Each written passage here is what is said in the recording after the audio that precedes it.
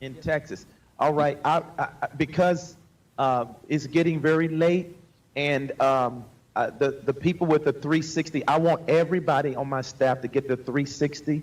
But before we do that, I just want the 9 to come and stand in the center by the announcers, and I want to present gifts to them for their service. Take me back to Houston, guys. I want to offer these 9 their gifts, and someone come and give them their gifts. Now, I got gifts for the whole staff, but I want to honor these 9. And first of all, I want to honor Michelle Brannon, who's not here in her absence. I want to honor what she has done and help this team, help me to help this team. Where are the 9? I want all the 9. See, 1. Come on, get in order. Kia, you first. Then second. Come on, get in order of the 9.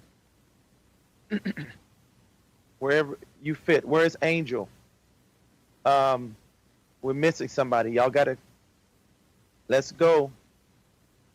Where you at? Where's Angel? We're missing one person. All right.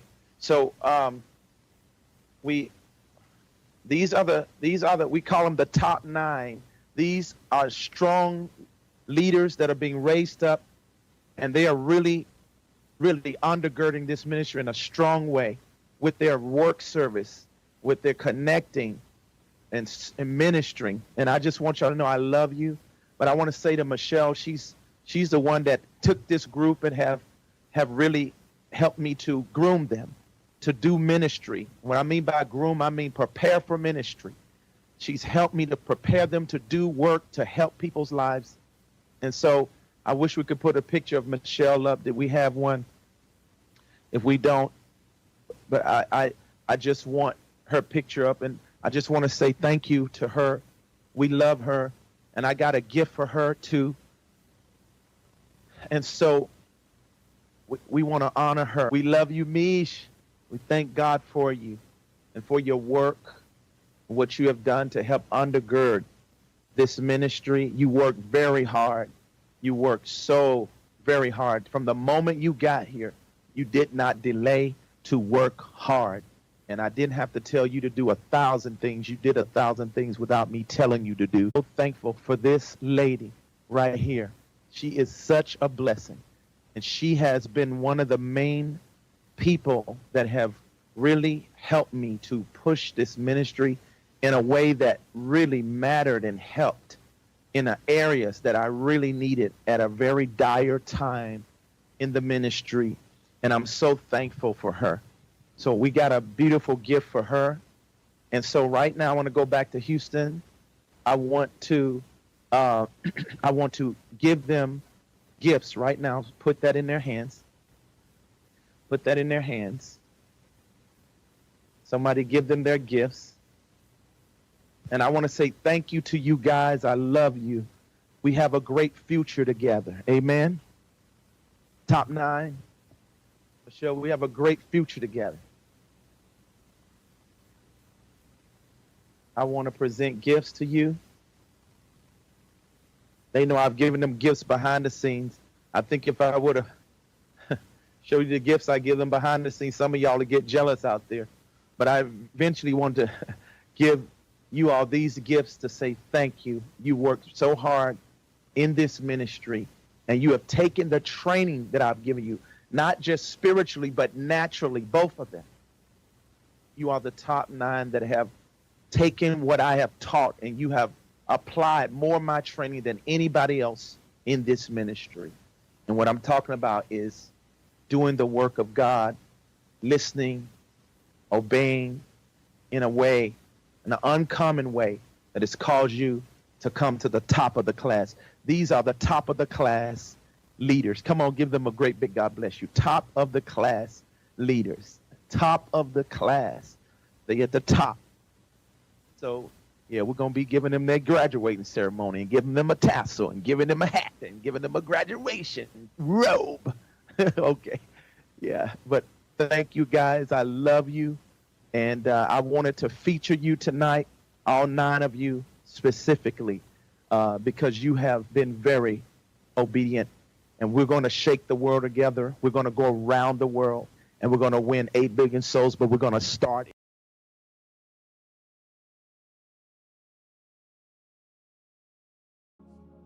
Absolutely. It was Apostle. I love his boldness, his fire, his tenacity.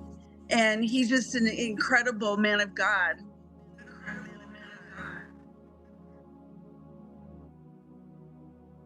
That is so true, because you've actually seen such amazing marvels that Apostle's walked in, even having the honor to travel with Apostle and be his executive here for a number of years. And I know that your journey, and your eyewitness account of what has taken place is so important for the people to hear. But definitely just, share with the people, how God connected you and what it's been like for you to be here in the ministry with Apostle and even a student at the Campus for the Harvest. Okay, before I do anything, though, I have to honor the man of God, because, without him, I wouldn't be here, so I owe Apostle everything. He brings me and has brought me into a closer relationship with the Father, with Jesus. And so I absolutely must honor the man of God. And happy birthday, Apostle. Yay, it's your birthday. I'm so excited to be able to celebrate with Apostle, as you all get to celebrate with Apostle. So I'm excited. But to answer your question, yeah, I've been following Apostle for and been a part of the ministry for several years. It's the greatest place on earth. There's no place like it. There's absolutely no place on earth to where, that's greater than where we're at right now, what we're doing with Apostle Taylor. It doesn't get any better than this. This is the greatest place on earth. It is, without any exaggeration, literally the greatest place on earth. It is God's kingdom. Michelle, I was just remembering that time we were talking about this earlier when, Apostle was in Korea, and we saw him literally stop time, and it was the most amazing thing I've ever experienced. But we have seen Apostle walk in glory powers and that have just shocked us, and also whole regions transformed. I know you were in Korea when Apostle declared that even that whole country would experience unification, the demonic king would be broken. I mean, we have just seen some amazing things, and I know, Michelle, there's so many out there that have they want that experience, and even your son now being a part of the ministry full time. If you could just share some of the things you've seen with Apostle traveling, I know the people want to hear it. Absolutely.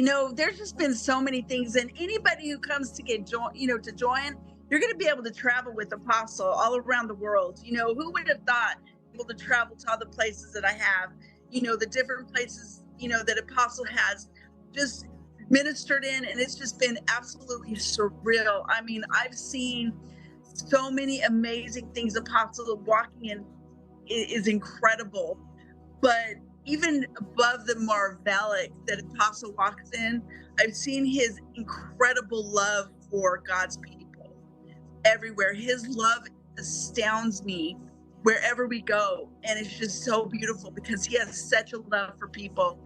But I've seen when Apostle comes into town, I've seen, absolutely, you can feel the complete atmosphere change, and the whole staff. We've all experienced this where we wouldn't even know Apostle was, coming or has arrived, but you could feel the atmosphere change.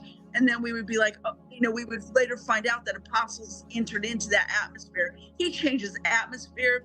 I mean, we've all been in his crusades where we've been transformed to heaven, where he's taken us all to heaven, where we've had those experiences, and he's introduced us into such a glorious opportunity and realm and atmosphere of being able to know who Jesus is and who the Father is, and it's just amazing. It's incredible. And seeing him operate in supernatural strength, stopping time. I've had multiple dreams about, invisibility concerning Apostle and his, just how God is using him, and it's just incredible.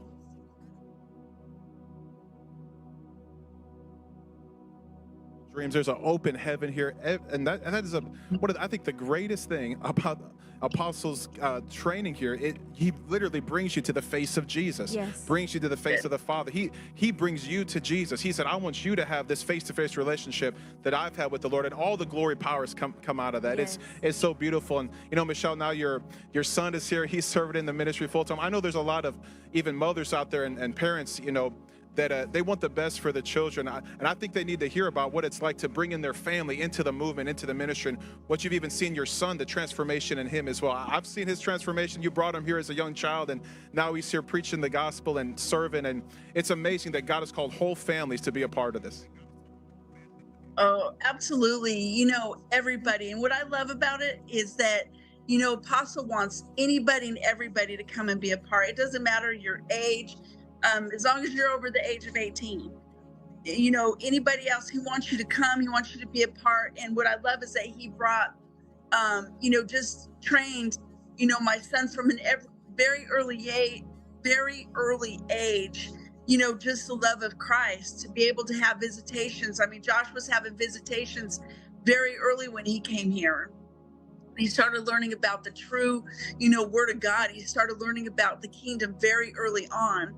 And so, as a parent, exciting is so, exciting is such it doesn't even do it justice. It just has my heart settled, because I know, that I'm rearing him up, and Apostle's rearing him up, because, as he would anybody's child that comes here, anybody who's a parent, I'm just telling you, it's the greatest thing. And my son is like, he's on fire. He absolutely loves Apostle Taylor, and he's on fire. And so, what more could a parent, as a mother who loves God, ask for when you see your God, your child learning about Christ and getting to be able to have these intimate relationship with Jesus, with the Father, that we wouldn't know outside of the kingdom here, outside of what Apostle's teaching. It's on a whole other level. I would encourage anybody to be a part of this, anybody at all. Any single person, any nation you are in right now watching, call that number 877 the glory. It is so phenomenal to see lives transformed. And Michelle, it's been an amazing journey, then so much more to come. What do you think about this incredible 40-foot trust that Apostle has established, the Marvel banners, the whole Marvel Institute? I mean, Apostle is the visionary, and it's just so beautiful to see what he has constructed here. Well, it's amazing, because when Apostle did the diagram and said what he wanted, I think it was hard for all of us to really envision, just because our mind doesn't go there. And so when to that level, and when Apostle just put this, and he goes, it's God, show me this is what it's going to be. And now we look at it, and all of us, have seen it, and it's just so incredible, so beautiful. It's amazing. You guys have to see it. I mean, these trusses are huge, but just how everything came together, how Apostle did everything, it's so awesome. Like, he's just such a visionary in everything he does. Without question, Apostle is, like you said, he's the director, he's the producer, he's making this happen. God will give Apostle a vision, and like he said, we in our minds, we're like, okay, what is this? How does this work? And we're trying to figure it out. But Apostle knows what it is. It's done. And he said, like you said, if God gives it to you, it can happen. It can come to pass. And we're just so grateful and so thankful that you have obeyed the Lord Jesus, Michelle. And we rejoice with Apostle your obedience to follow Christ, to be a part of the campus. And is there anything else that's on your heart that you want to share, Michelle? Because we rejoice in your obedience to be here with Apostle. I just want to share that, I love you, Apostle. I thank you so much for everything. And, I'm just looking so much forward to the future of what's getting ready to happen as we expand the campuses, as we continue to, you allow me to be a part of God's kingdom and to be under your tutelage. I just am so grateful to God for you. I truly, truly am. I thank God for you every single day, Apostle. Thank you for being my father. I love you. You're a fucking liar. Bingo. All right. Good evening, everybody. What's today? Tuesday? It's today Monday. Monday. Happy Monday. It's 7 p.m. Welcome back to another episode of JMMI and KOGGC Apostle David E. Taylor Exposed. I will be your host, Alex Jovanovich.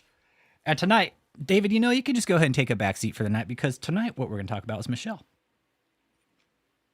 You're a fucking liar.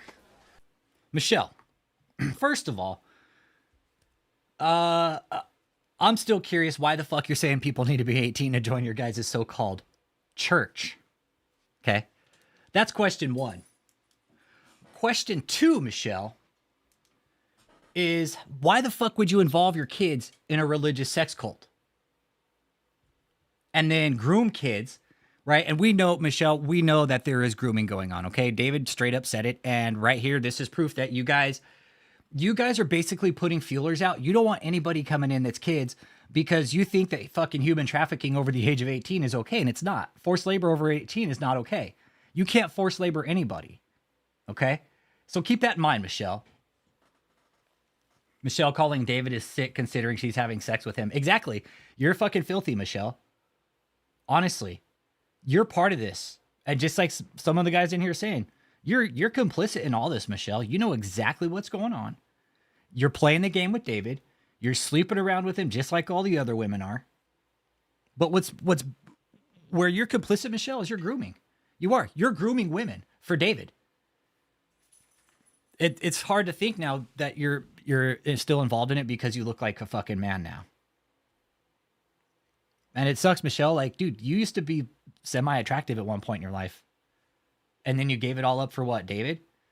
Honestly, Michelle, what's in the guy? What do you see in David that you couldn't find in another man with some fucking class?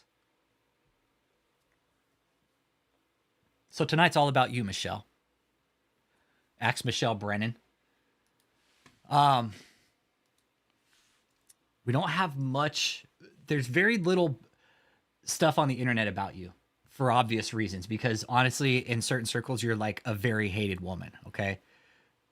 I mean, and think about this, Michelle, when all this is over with, right? When it does decide to finally end itself or whatever, where are you going to go? Where are you going to go from here, Michelle? Honestly, think about that. Where are you going to go? What do you have after this? It has brains. It's the internet, and they decided to go and hire somebody. You should definitely check into Michelle Brannon, okay? You don't want her working for you because she's a con artist. Plain and simple. She's running a religious sex cult with a man named David E. Taylor. I do believe she's in Florida right now behind guarded gates. Okay. She doesn't want to be found. She doesn't want to be seen by anybody. I'm pretty sure she knows that lawyers are looking for her because, Michelle, you are signing for all these records of David's, and you know that. You know that, Michelle. I've seen them. So you're in all this. You're complicit in all the money laundering operation. Start signing shit, Michelle. That's of donations that Deborah made. So do you have those documents? Whatever documentation I know that we supplied in the bank statements prior that showed the wire transfers that were done, any wire transfers that were done, and any deposits that we had record of. So any additional like bank statements and things like that, or copies of the checks, no. Well, we asked you to bring those specifically so that you could testify from them today. And I understand I do not have access to that bank. She's lying. She's lied in all of this, you guys. Michelle, you know you fucking lied. You have access to all this. David pointed the finger at you. In his deposition, he's like, no, you need to ask her. And you guys had months to prepare for this. So you guys have perjured yourself again under oath, which I don't fucking get how the court hasn't just nailed them. The court could have nailed them on this one alone, I believe. They both perjured themselves.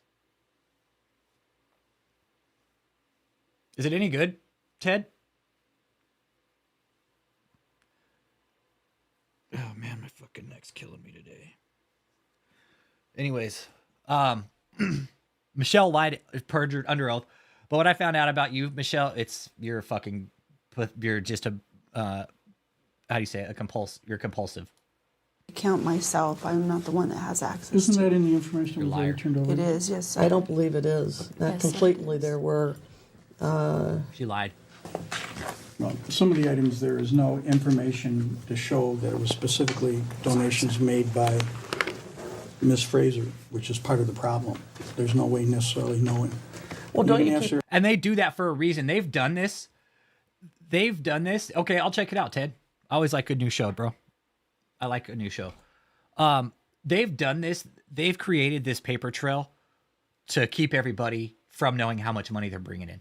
And look at Michelle. She's sitting there like fucking evil bitch she is. How she... Don't you keep record of donations? If somebody gave a donation and they put their information down They don't keep records. on an offering envelope, we keep record of that.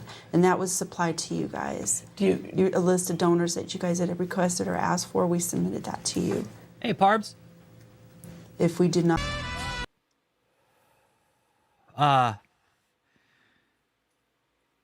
At the end of the day, Michelle. Hey, Chuckwood, thank you for the seed. Thank you for the seed. You take the blue pill. The story ends. You wake up in your bed and believe whatever you want to believe. You take the red pill. You stay in Wonderland. And I show you how deep the rabbit hole goes. We're gonna stick to Michelle tonight. I'd really like to stick to Michelle tonight because she's been in this since 2013, you guys. We're, 2024 now? So she's been in this 11 years. She's been in this 11 years, give or take, okay? She's in on this. She's in on the criminal activity. She knows what's going on. Michelle, you do. You do. You're scared. You're hiding. You live was just the other night, and that was the first time anybody saw you live in a couple years, Michelle. Because you're fucking scared. You know you are. And you know why, Michelle? Check this out. You want to know why you're scared?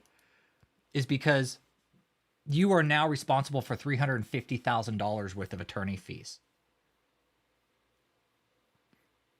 Yeah. When you started, Michelle, you looked like this beautiful, young, vibrant woman. Now you look like a fucking man. You really do, Michelle. David has turned you into a man, basically.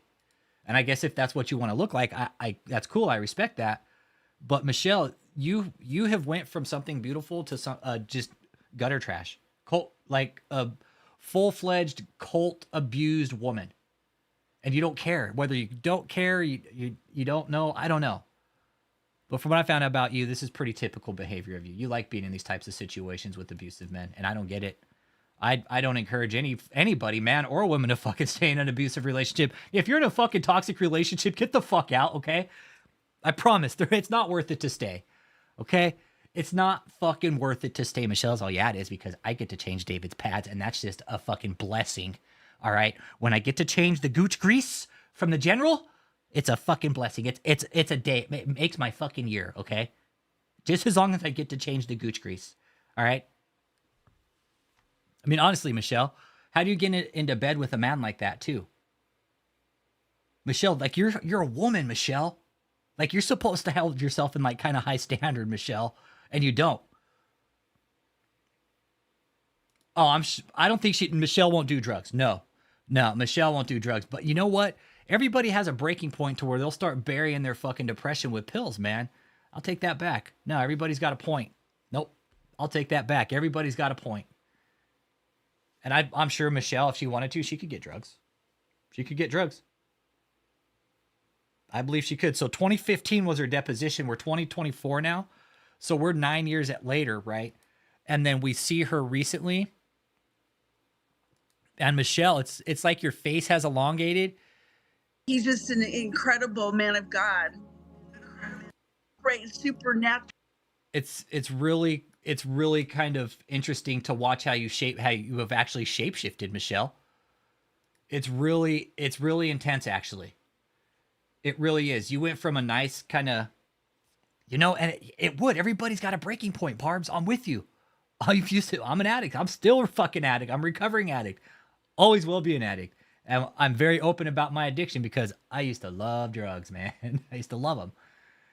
Yeah, it did. Her face gained masculine features. Her nose dropped down. Some people are saying Botox. Some said dental implants.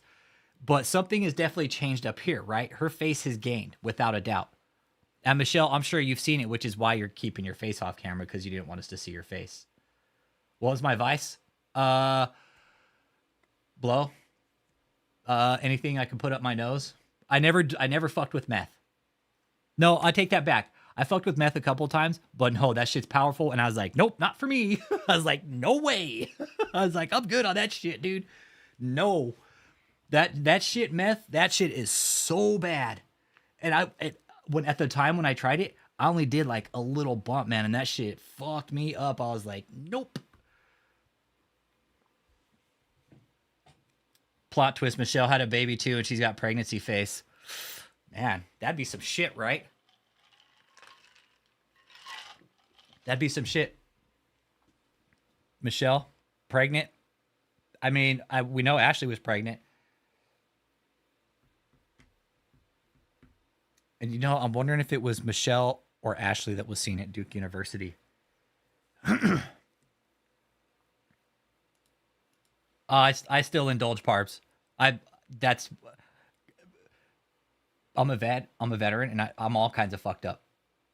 Like today, my shoulders, because I have an airborne injury. Oh man, if I sleep wrong or something, I'm turning like fucking RoboCop today because my shoulders are so fucking locked up on me. It hurts to like turn. So instead of taking opioids, I indulge in like CBD and shit like that. Right? It helps me. It does. It takes the edge of the pain off, and it keeps the anxiety down from the pain. So it's manageable. Yeah, exactly. Ashley was Michelle's surrogate. It's fucked up, dude. Right, Matt? Exactly. Listen to how many times David's mentioned compared to Jesus. Oh, David, apostle this, apostle that, apostle this. Strength. Stop. Like super manly features, man. Yep. Oh, how did I do blow? Up my nose? Up my nose? That's how I did it, hanging on a carousel. Up my nose, man. Hey, another seed. Thank you for the seed. Liar. You're a fucking liar. Bingo. Bingo. Our jaw's huge, man. Gooch grease change regular every 70,000 miles. You need to lube your gooch grease points every 70,000 miles. Oh, I'm done. Oh yeah, hanging on a carousel. Keep it up, man. Keep it up. Just hit. Yeah, dude. I used to drink too, man. I used to drink like a fish. It was all bad, dude. And now the thing is seeing Catherine Crick. I know she's doing shit up her nose. I'm not fucking dumb. I know when I look at Catherine, I'm like, that bitch fucking doing mad fucking blow. She's doing whatever she's doing, and it's up her nose, and she's doing a lot of it. Stopping time. I've had multiple dreams about, invisibility concerning Apostle and his, just how God is using him. And it's just incredible.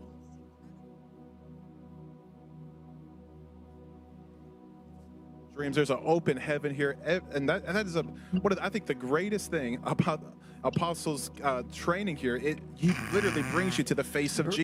Right, Ted Cruz, like in fucking what was it? Wolf of Wall Street. Decap, dude.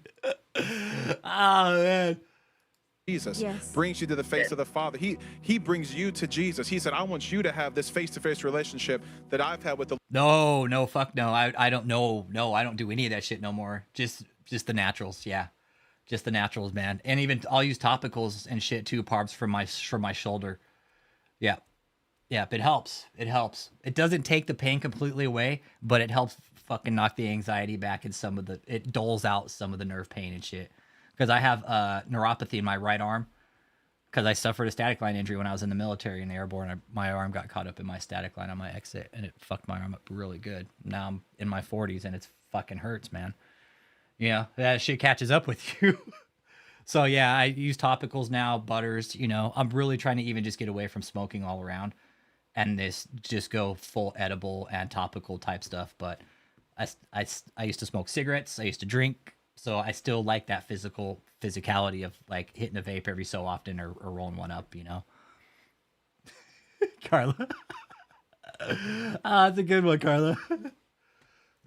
So yeah, no, addiction ain't cool, man. And the thing is again, Parbs, we can sit back here and most of us can recognize the signs of addiction now. Hey, Javi, how you doing, man? Where's Javi's button, goddammit? Hi, John Tal, Father to the nations. I honor you. You're holy, and you're our Dada, and you've been ordained by George Davies, Muffin Top, whatever. Tell the fraud apostle not to cut it too short with you. We honor you, John Tal. Happy Father's Day, bitch. Pingo. Hey, right on, Ken. Ken's first day. It's not too bad, right, Ken? Donna B, that is Javi from the chat. Yes, that is Javi from the chat. Yep. Mm-hmm. That's Javi from the chat.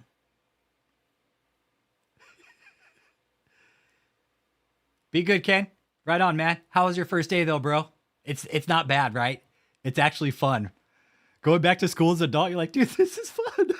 That's what I did, dude. My first day back at school as an adult, all, dude. Especially, ladies. I'm not being a pig here, but when my first teacher was a hottie, I was like, I'll fucking go to her class all day long. Sorry, I'm just being real, man. My first day back to school as a student, as an adult, my teacher was beautiful. So I was like, oh, yeah, I'll go to school. I'll get good grades in your class. It's all right, Ken. It's all right. That's why you're there, man. You're going to make mistakes, bro. Don't even trip, bro. That's why you're there. They're going to walk you through it, dude.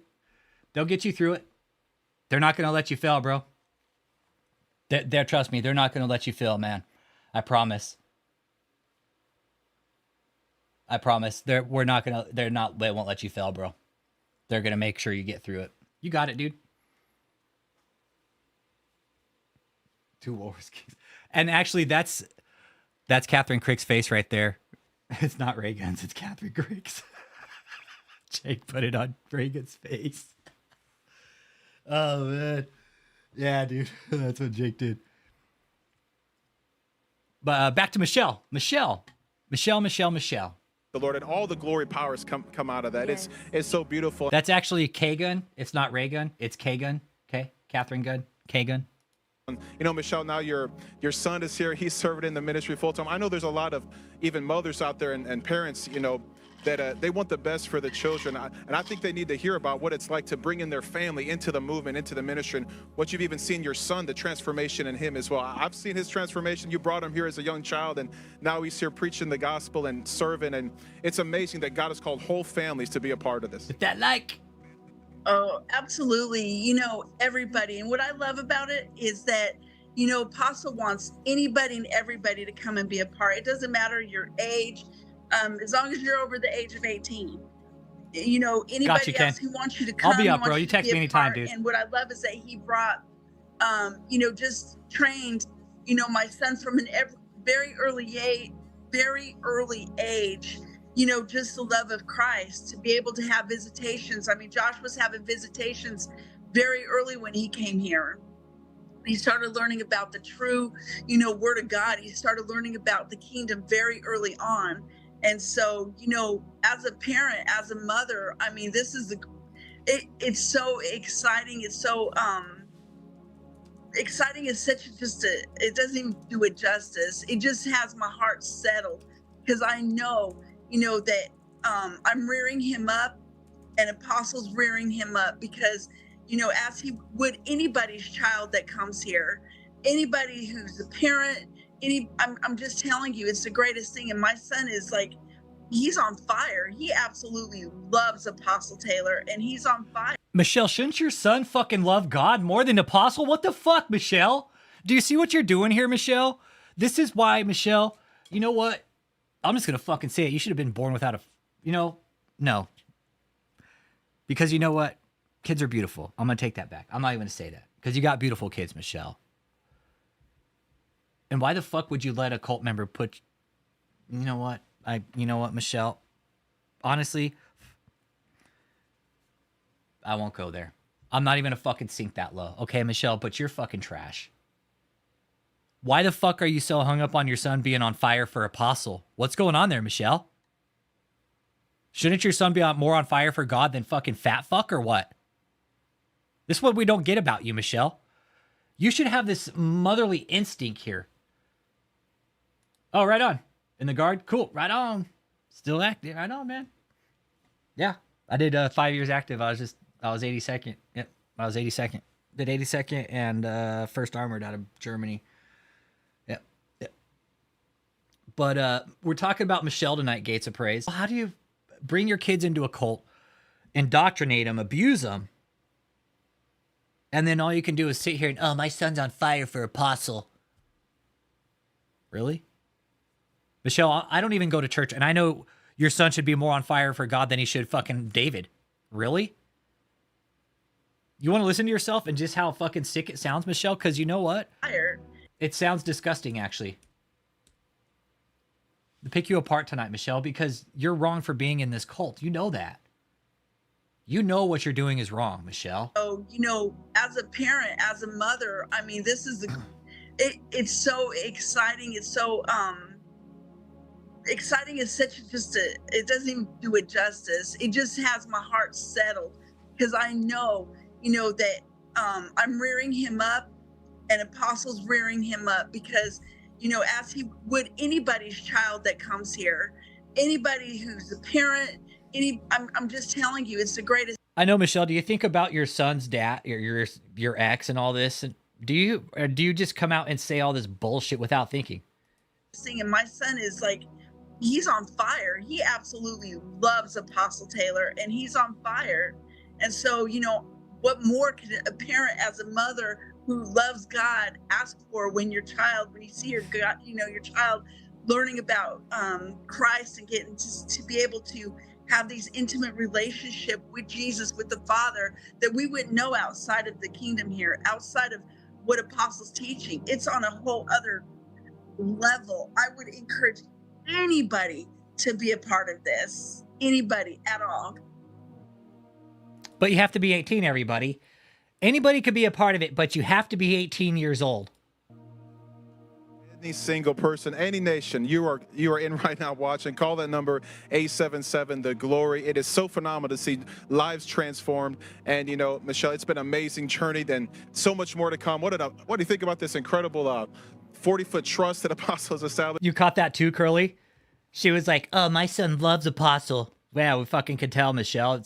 You guys are all about David. It's nothing about God in there. Just like Uncle Jake says, anyone notice the similarity to Waco here? All these women, they're fucking oogling over one piece of shit.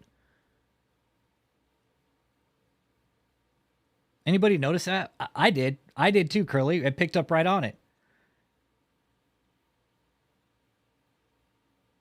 Michelle, who would you rather your son be on fire for, God or David?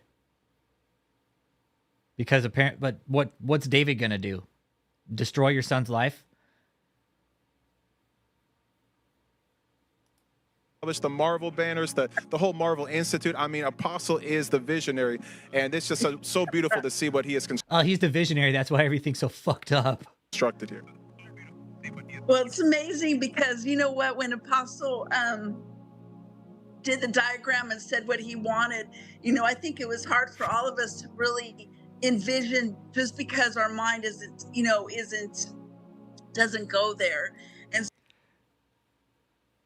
because we fucked up that lawsuit and we lost everybody, so David had to buy this other shitty stage set, okay? So when to that level, and when Apostle just put this, and he goes, it's God, show me this is what it's going to be. And now we look at it, and all of us, you know, have seen it, and it's just so incredible, so beautiful. It's amazing. You guys have to see it. I mean, these trusses are huge. But just how everything came together, how Apostle did everything, it's so awesome. Like, he's just such a visionary and everything he does. Shit. I hear it now. Hold on. Hold up. I hear it. We're going to go back. We're on you, Michelle. Tonight, Michelle, we're going to go back and listen to this again. I'm going to listen to your speech again because I just barely heard it. Somebody said that the other night. I don't know if it was UCM or if it was somebody else, but somebody said that she's fucking slurring her words. But until now, I didn't notice it. Somebody pointed it out the other night, whoever it was. Y'all are dead on. I didn't hear it until just now. He brings me and has brought me into a closer relationship with the Father, with Jesus. And so I absolutely must honor the man of God. And happy birthday, Apostle. Yay, it's your birthday. I'm so excited to be able to celebrate with Apostle, as you all get to celebrate with Apostle. Big time. She's like, so I'm excited. Apostle. But to answer your question, yeah, I mean, I've been following Apostle for and been a part of the ministry for several years. It's the greatest place on earth. There's no place like it. There's absolutely no place on earth to where, you know, that's greater than where we're at right now, what we're doing with Apostle Taylor. It doesn't get any better than this. This is the greatest place on earth. It is, without any exaggeration, literally the greatest place on earth. It is God's kingdom. You know, Michelle, I was just remembering that time. Thanks for pointing that out again, CMB. See, that's what I'm thinking. She's probably taking cars. Yeah, see, that's what we're thinking too, Leonard. Because we were just saying everybody's got breaking points, man. And you never know. Michelle could have got her hands on some fucking benzos and some fucking, who knows? Who knows what she could have got her hands on? We were talking about this earlier when, you know, Apostle was in Korea, and we saw him literally stop time, and it was like it's the most amazing thing I've ever experienced. But we have seen Apostle walk in glory powers and that have just shocked us, and also whole regions transformed. I know you were in Korea when Apostle declared that even that whole country would experience unification, the demonic king would be broken. I mean, we have just seen some amazing things, and I know, Michelle, there's so many out there that have they want that experience, and even your son now being a part of the ministry full time. If you could just share some of the things you've seen with Apostle traveling, I know the people want to hear it. Leonard Perez hooked on it forever. We were just talking about addiction too, Leonard. Yeah, no, we were just talking about addiction. So, no, well, I used to put shit up my nose. Loved it. It's part of my addictive personality. Tell you, man, somebody put something out. Where's it at? Not anymore. It's all fucking laced with fentanyl now. It's dangerous, man. Absolutely. You know, there's just been so many things, and anybody who comes to get join, you're going to be able to travel with Apostle all around the world. You know, that's a fucking lie, everybody. David's not going to take you anywhere unless you're one of his little fucking cult sluts, okay? And that's a fact.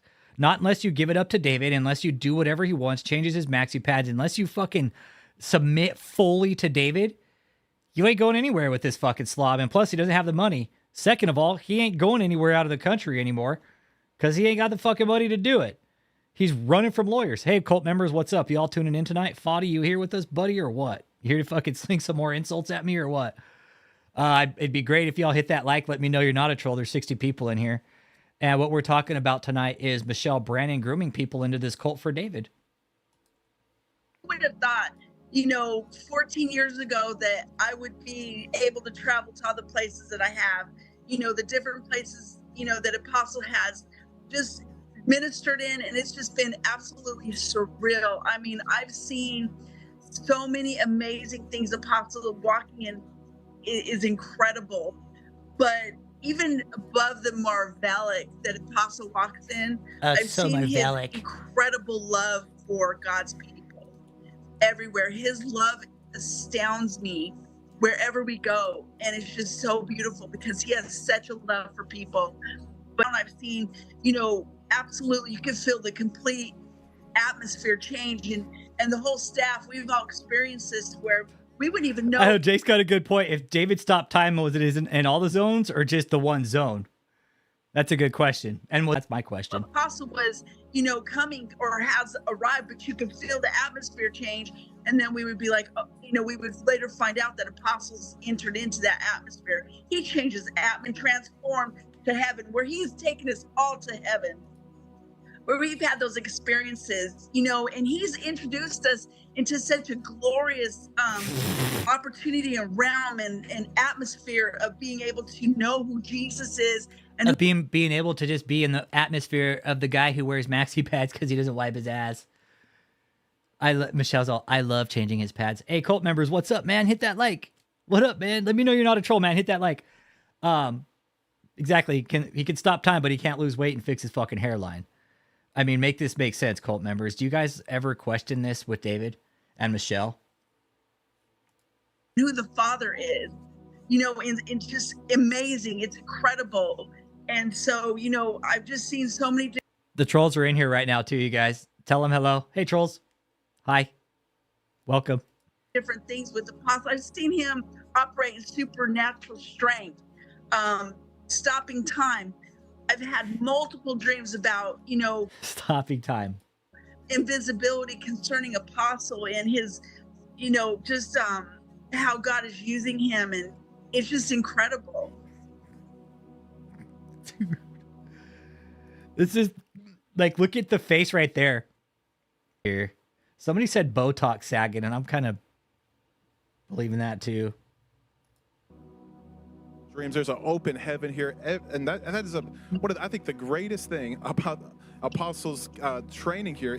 He literally brings you to the face of Jesus. Yes. Brings you to the face of the Father. He brings you to Jesus. He said, "I want you to have this face-to-face relationship that I've had with the Lord," and all the glory powers come out of that. Yes. It's so beautiful. And Michelle, now your son is here. He's serving in the ministry full time. I know there's a lot of even mothers out there and parents, that they want the best for the children. And I think they need to hear about what it's like to bring in their family into the movement, into the ministry, and what you've even seen your son, the transformation in him as well. I've seen his transformation. You brought him here as a young child, and now he's here preaching the gospel.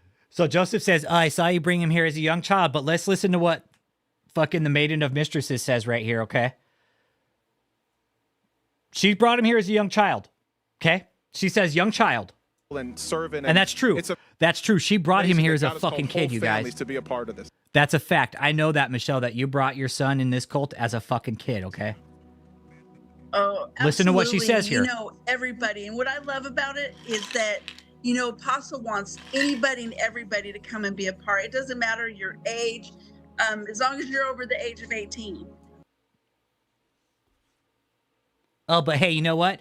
I'm going to go ahead and bring my fucking kid in here.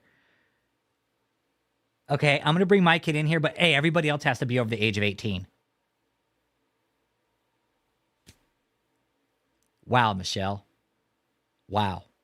You see, Michelle, you see why we're here analyzing everything you guys say?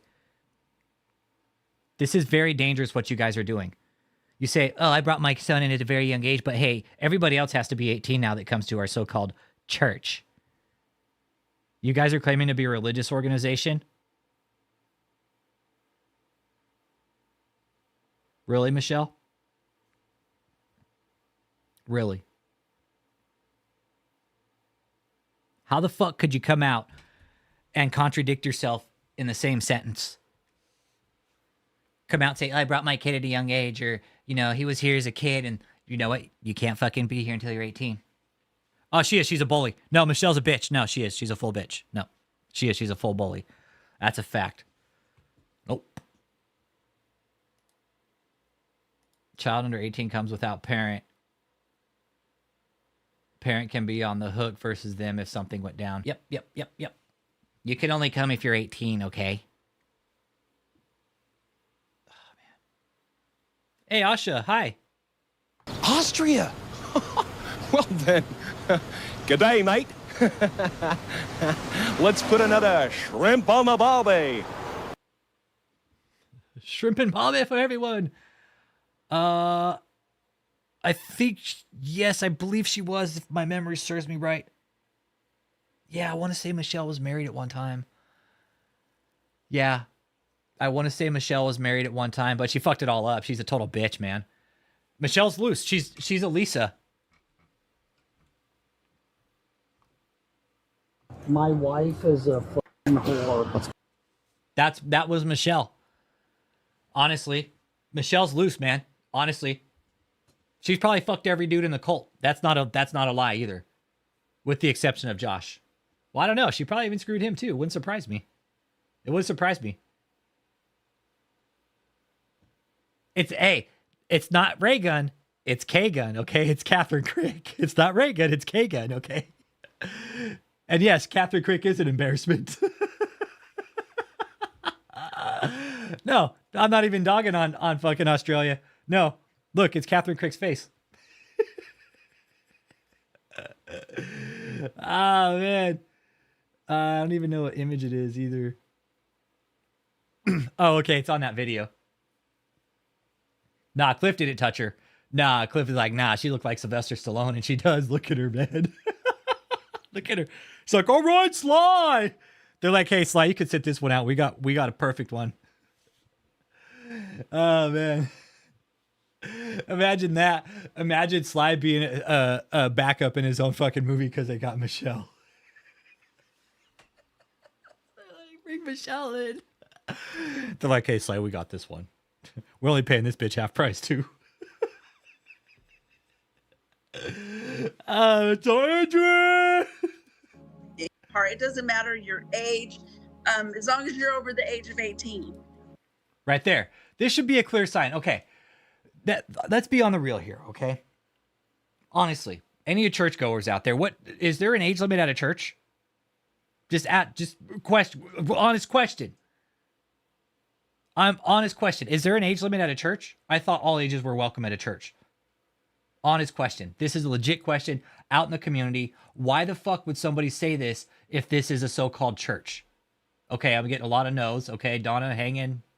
No. I'm going to say no, even though I don't go to church, but I'm going to say no because I don't think there's an age limit. But why would somebody like Michelle come out and say, hey, anybody can join, but hey, you got to be 18? You know, I don't know. That's a good... It kind of does, dude. Like her face swelled up on the side right here, it looks like. But maybe it's just a shadow. I don't know. But I'm with you, Javi. Like, I see it too, bro. I see it. Like, her face ballooned up a little bit. But, is there an age limit in church, anybody? David, apparently you have an age limit in church because Michelle's saying, coming out here saying, hey, you have to be 18 and join. Like some secret fucking club. Michelle, I don't know if that was just a Freudian slip or something. I don't know. Or if that was, you were actually supposed to change it, like say that.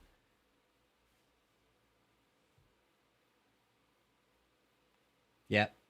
Because it's a sex cult. Yep, that's why. Yeah, it's a sex cult.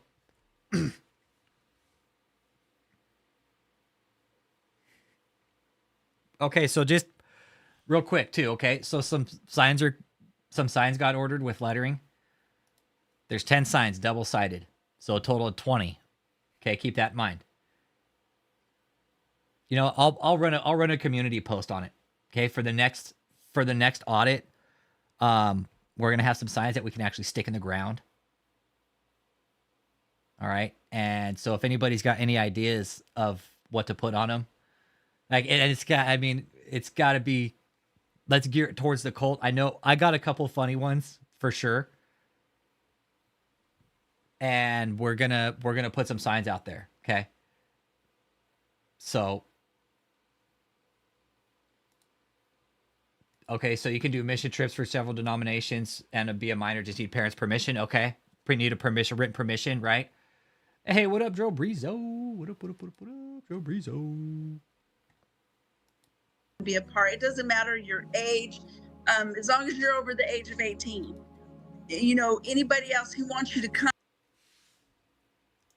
as long as you're over the age of 18. And look at that evil fucking look she's got on her face. You got to be 18 because Apostle's a fucking pervert and he wants to make sure that you're overage because he wants to sleep with you. I think you're onto it, Curly. I think you're onto it. I really do. I think you're onto it. She wants to look more manly because she knows David likes that pingo porn. Yeah. Mm-hmm. Pingo. I need to switch that up to where it says, like, in a real fucking high-pitched voice, pingo. But yeah, what we're talking about tonight is you, Michelle. Why would you come out and say this? Honest question, Michelle. Because you know what's going on. Because you don't want to get busted for human trafficking. Because you think fucking Again, Michelle thinks if you're over 18, you can still traffic humans. It's still against the law, Michelle. Okay. Honestly, Michelle. You know how bad this looks? What's a pingo? I'll show you, Asha. David sits around and reads Urban Dictionary all day. It's too easy. He's fucking simple.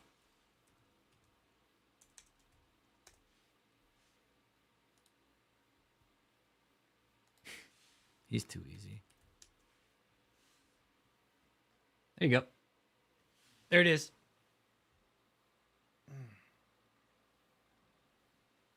Oh, man. There you go. That's what a pingo is. Ah, she's Evo, Dro.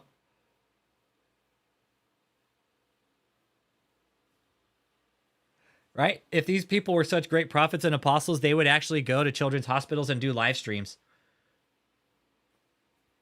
Right? They would. They'd go live stream, be like, oh, look, I'm at St. Jude's and we just healed these kids. You know, God came down and did miracles through us.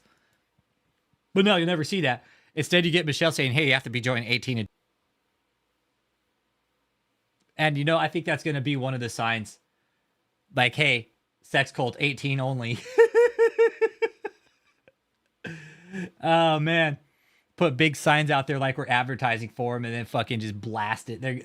I'm telling you, David, kicking us off the property, man, and having us stand out in front was one of the best things you ever did. Really is, David. Exactly. So they could say they were consenting adults. Exactly. So anybody that's watching this with us right now that might be thinking about going to join this cult, don't fucking do it. This should be a clear sign to you that there's abuse taking place. They don't want you to fucking think for yourself. They really don't. They're going to get your kid in there. Now here's another thing. Check this out. All right.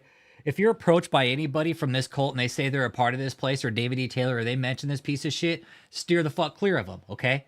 Because they're going to try to suck you into their bullshit ass fucking religious sex cult down there in Houston. All right? That hotel down there is a fucking prostitution joint. Under the disguise of, hey, to hide a fucking gig like that, Michelle, right? And you know what's up, Michelle. You know Mahesh somehow. I just don't know how the fuck you and Mahesh know each other. I'm still trying to piece that together. We'll find out eventually. I'll find out why and how you know Mahesh, Michelle. Once I do, I'm going to fucking find out. I'll figure it out and we're going to fucking blast it. But you know Mahesh somehow. Somewhere down the line, there's a connection with you and Mahesh or another ministry or something. But Michelle, you're in. Trust me, you guys think making up burner phone numbers and shit like that? Who's Mahesh? I'm glad you asked. Mahesh, Dro Brizo, was the invisible fucking rabbit that we didn't see on the playing board. We were trying to figure out. This is Mahesh, okay? This is Mahesh Patel. Now, Mahesh Patel, he owns a series of hotels, and he owns one specific in Houston that's very well known for all the wrong reasons. It's a nap rate hotel, if you catch my drift. He runs tricks out of it, okay? And that's a fact. It's over off Telephone Road. It's no stranger to criminal activity. All right. Now, what happened here, Mahesh Dro, he showed up on our audit on one of the last audits, right? Showed up. We were on his property, but he showed up, but he didn't know the cult. The cult called him. The cult called him, said, hey, these guys are on your property. Can you come get them off? Because Mahesh knows. These guys, trust me, Mahesh is fucking scared, dude. Mahesh is scared. He walked in on something he probably shouldn't have walked in on. Had he stayed out of the picture, we would have never fucking known about the other players in this. He should have kept the fuck away. But he didn't. He didn't. He showed his fat fucking face. Dumbest thing he could have ever done. Okay? Michelle knows him. Dro, I'm not bullshitting you, bro. I have sources. You guys know I have sources in this. I will never fucking tell their names, obviously, for obvious reasons. But yes, no, through all the work and research, little bits and pieces of information have been told to me and confirmed. I'm like, yeah, we figured that, right? We figured that. We were trying to figure out what they were doing, where they're getting money from. Now, when Mahesh came in, we pieced together about his pay-by-the-hour hotel. We're like, there's no fucking way they're running prostitution. But then little birds flew and said, no, yes, they are doing it. I'm like, no fucking way. Yeah, it's a hub. It's a hub. Now, Dro, what I know, check this out, Dro. What I know is that vehicles were coming in this place, high-end vehicles, and not in the front fucking gate. If you catch my drift. They were coming in the fucking back gate. The front gate's a fucking front, bro. There's a back gate there where they're running it like a fucking carousel of fucking prostitution, bro. Joseph's the guy bringing the fucking people in and out. Yeah, they're doing it. They're doing it. I know for sure. Michelle, David, and Joseph, they are all in on it. Michelle, she's fucking scared. She knows this fucking walking fucking douche stain right here. And here's the thing, Dro. Like when we looked at David's cult, right? We all looked up the trafficking dynamics and the criteria. Dude, we tried to make it not fit, Dro, and it all fit, bro. It all fit. This is a forced labor operation. There is some sort of coercion and fraud for sure, dude. Force, I for sure believe so now because we had a guy with a gun come out last time I was there. So now I do believe that there is people being held against their will there under fear of force. Absolutely. So force, fraud, or coercion, that's what involves human trafficking. They have to prove one of the three, man. And with this place, they could probably prove all three. Yep. Cliff came forward. That's the thing. I don't know what the government needs to shut this fucking place down for a little kid to come forward and said, yeah, these guys fucking were doing shit to me. I don't know. I don't know what it takes. I honestly believe that maybe a political figure got caught with their dick in the cookie jar here at this hotel. But this is Mahesh. And Mahesh knows the cult. Drill Brizo, how I know is because in order to get close to the cult, meaning like I'll show you. Like this close, you have to know the cult, okay? You're not getting this close to the cult members unless you know them. That guy right here with the phone to his ear, that's Raymond Malachi. He's the guy that's strapped inside, and there's probably more. Wouldn't surprise me now. Whether or not they're stockpiling arms, I don't know. Don't know. But this is supposed to be a church, right? But Michelle comes out and says, hey, you can only join if you're 18. Okay, because we want everything to be consensual. That way when we fuck you over, you can't say that we didn't tell you. Okay, you're a consenting adult. You're 18. I urge everybody and their family and their mothers, everybody, just to stay the fuck away from here, okay?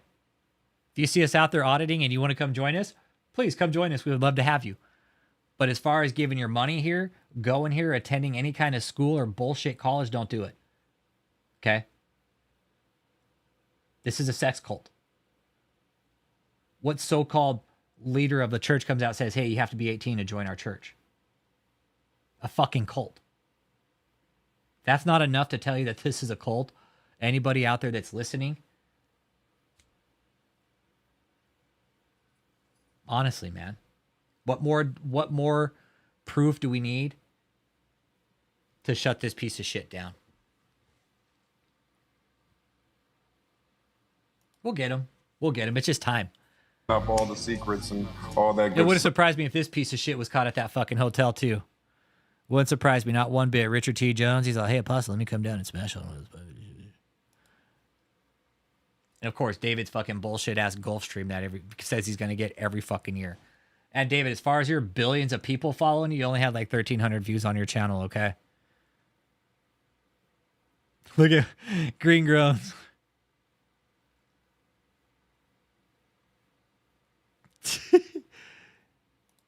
Oh, man. Yeah, look at this.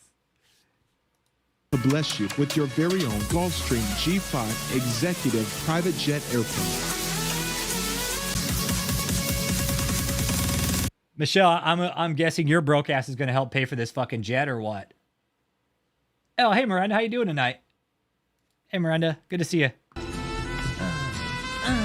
Blood in, blood out, eh? So we're talking about Michelle Brannon tonight, Miranda. And question, this would be the question of the night. What church tells you have to be 18 to join? Has anybody ever heard of a church like that? And if so, please tell me. I'm curious to know. I know. Why doesn't he instead of spending money on his expensive stage, just save the money for the jets? I don't know. You think he would have paid off the stages if he had all the money for these jets? Hey, what up, Big Wheel? Hey, Big Wheel. Hey, does your church tell you have to be 18 to join?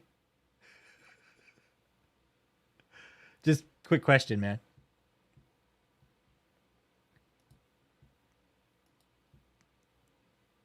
Yeah. Fucking hate flying too, speaking of jets. Hey, what up, TL? Good to see you, bro. Welcome, TL. You cannot say fuck in front of people. Okay. Okay. Miranda says she's never heard of a church having an age limit or charging money. Okay, so there's a lot of people agreeing in here, David and Michelle, that you shouldn't have a fucking age limit in a church. If it's an age limit, there's probably some weird shit going on. I'm not Christian, yet they never did with the 18 BS. Okay. David's like, I'm gonna get a Lolita Express here, okay? Yeah, David. Yeah, sure, David. Yeah, David. Who's gonna fucking, honestly? Really?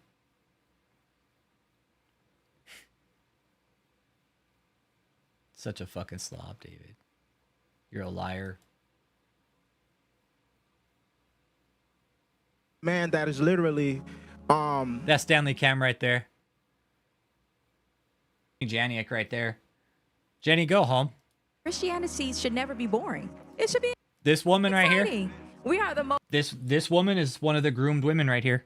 This is one of the groomed women, one of the abused women of David E. Taylor. He started this girl young. He started her 15, 16 years old, man. He started grooming her at a young age. And that's facts. We've had eyewitnesses come forward and said, yep, I saw David swoop her right up on his wing when she got there. Yeah.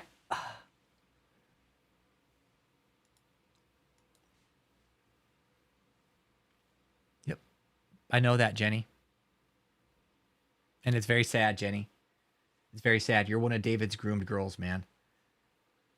Like, he used and abused you, and then he spit you out. And to the... Man.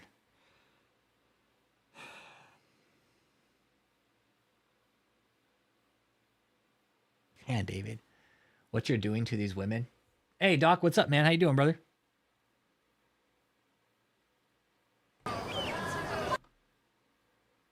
Austria. Well then, good day, mate. Let's put another shrimp on the barbie. Hey, Doc, does your church have an age limit? Like, do they tell you have to be over 18 to be in your church or anything like that? I'm just curious. Where we've had those experiences, you know, and he's introduced us into such a glorious opportunity Credit around card, and- food and stamps, atmosphere of being government able to know benefits. who Jesus is and who the Father is, you know, and it's just amazing. It's incredible. And so, you know, I honestly think, though, Dro, this is what I think, dude. It's these women are depressed and stressed, dude. David's probably told all these women he's going to marry him. And I know as a fact he tells women that he's going to marry all of them. He's told Michelle, Kathleen, he's probably told Jenny, he's probably told Ashley. If there's any women out there in David's cult that he's told you he's going to marry you, let us know, because he's probably told that to fucking 20 different other women around the world.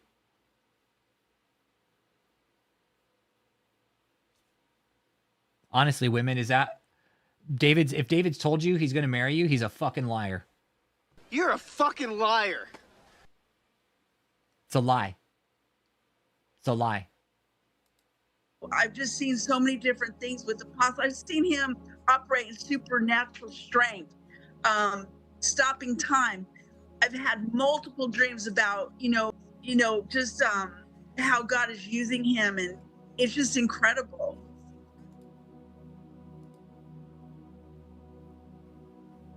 Dreams. There's an open heaven here, and that is I think the greatest thing about.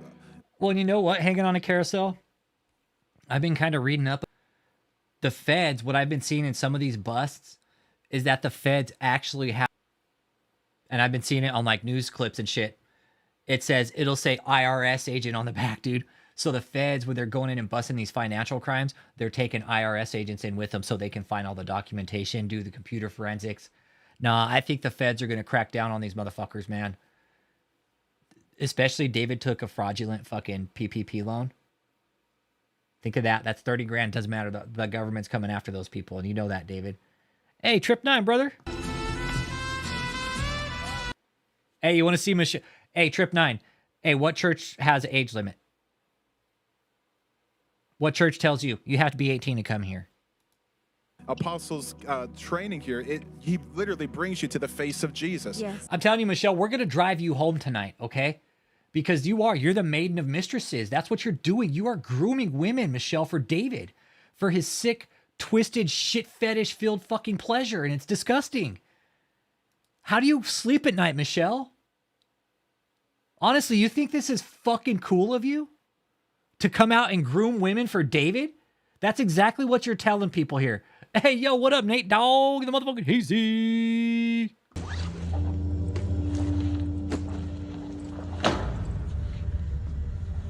Cursed be the ground for our sake. Both thorns and thistles it shall bring forth for us. For out of the ground we were taken, for the dust we are. And to the dust we shall return. To the dust we shall return. I know, right? Exactly right, Miranda. And you know, I've talked to women offline about this.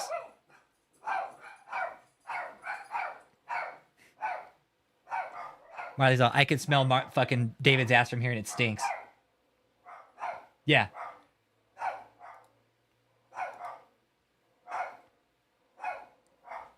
Hey, listen to Marley. He's all, it's not enough. Thank you.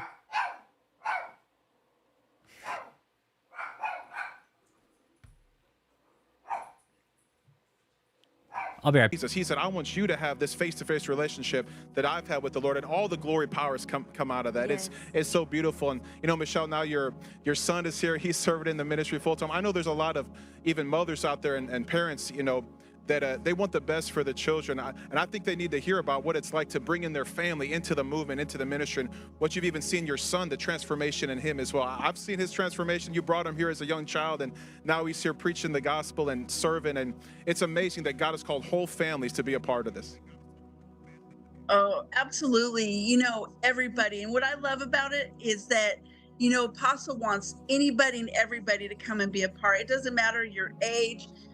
As long as you're over the age of 18, you know, anybody else, he wants you to come, he wants you to be a part. And what I love is that he brought, you know, just trained, you know, my sons from very early age, you know, just the love of Christ, to be able to have visitations. I mean, Josh was having visitations very early when he came here.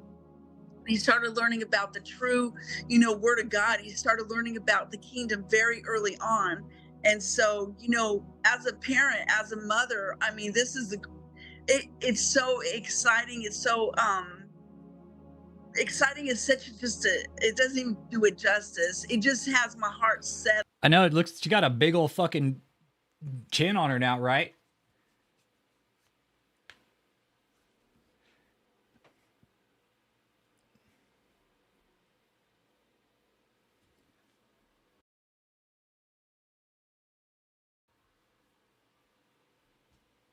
And once again, Michelle, grooming.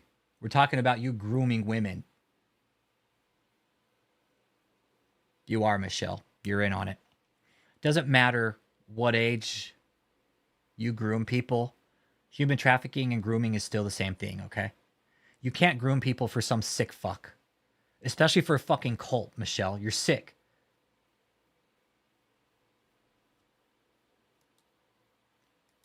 She probably could. Yeah, she's hiding. I know she is. I know she is. And you know why, Trip 9? Because $350,000. Well, no, more than that. Dude, it's more than that. Michelle, Trip 9. Michelle's on all the corporate filings for Kingdom of God Global Church, right?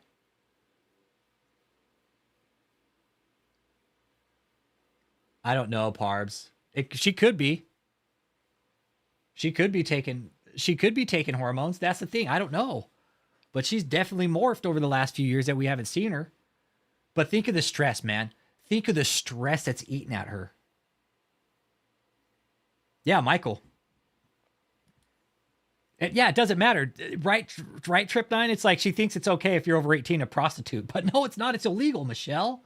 You can't fucking do that. You can't traffic people into a fucking cult. Jesus Christ. They think what they're doing is not wrong. But you are, Michelle. You can't come out, claim you're a church, and then say people only 18 can join. That's illegal.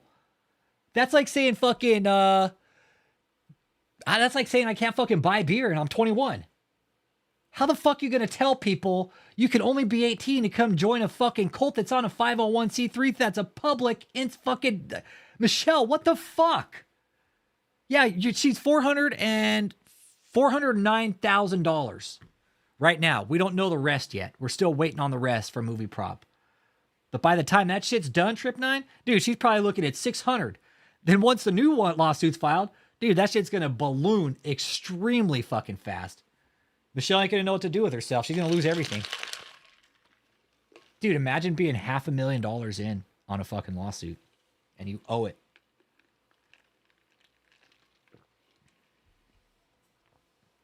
Yeah, no, they're grooming all ages. I know that. No, there's kids there and I know they're grooming them. We know they are.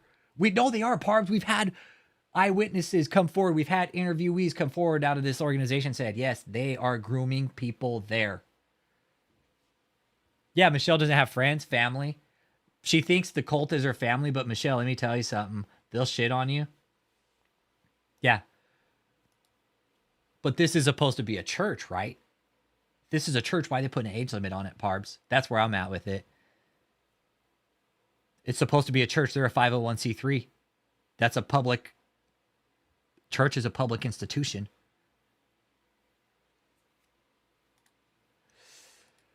Well, that's the thing hanging on a carousel. They think they can hide behind LLCs, but they can't. They can't do that. Yeah, and I know. You brainwash the kids. You brainwash the parents, brainwash the kids. Oh, yeah, Trip 9. Exactly. Nah, dude, this lawsuit is going to balloon extremely fast. Yeah, Jenny Janiak. That's Jenny Janiak, okay? That's Jenny Janiak. All right. And her sister was in here recently saying she fucking dropped out of high school and joined this cult. And now we know from another person who's come on in here and interviewed, you know who you are. I'm not going to give your name out, but you were here on the interview and you said, you remember a young girl and it was her. I know it was. You didn't need to tell me it was her. I knew who it was already.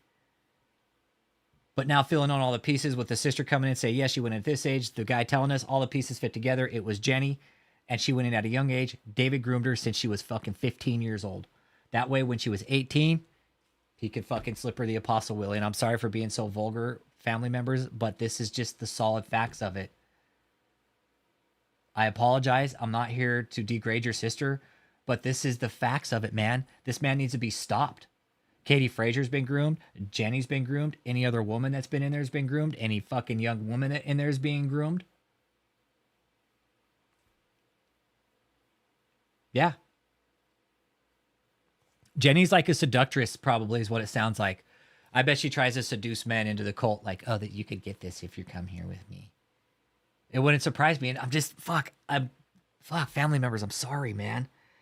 But this is the facts of it. And you got, man.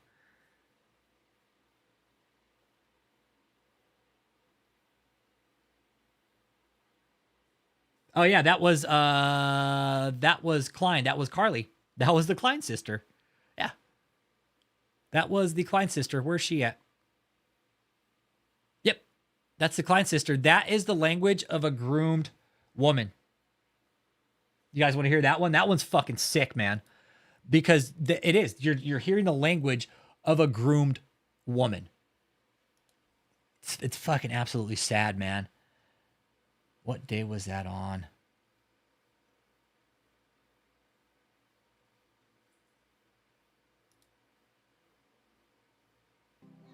Let me find it here. I told y'all this on Wednesday morning. It was an evening service. Give me a second here. Let me find it. But yeah, that was the Klein sister. And Kathleen, how the fuck would you let that slob fucking groom your daughter? Jesus Christ, Kathleen. You're just as bad as Michelle.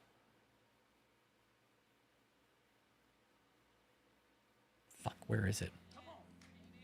God wants you to get in a place where you can receive a harvest that you can't exceedingly abundantly above. You can't even contain it. How many's ready to walk in that? How many's ready? Fuck, where's it at? Apostle Taylor has sacrificed years and years of his life. Shut up, fucking forehead. That's what you look like. You're just a walking fucking forehead. Fuck, which day was it, man? Was it day 4? Marvels, all right, those that you've read in the Bible, the power they've walked in. Then you can see the I need first some billboard help, banner. man. You see Joshua, and then you see Elijah.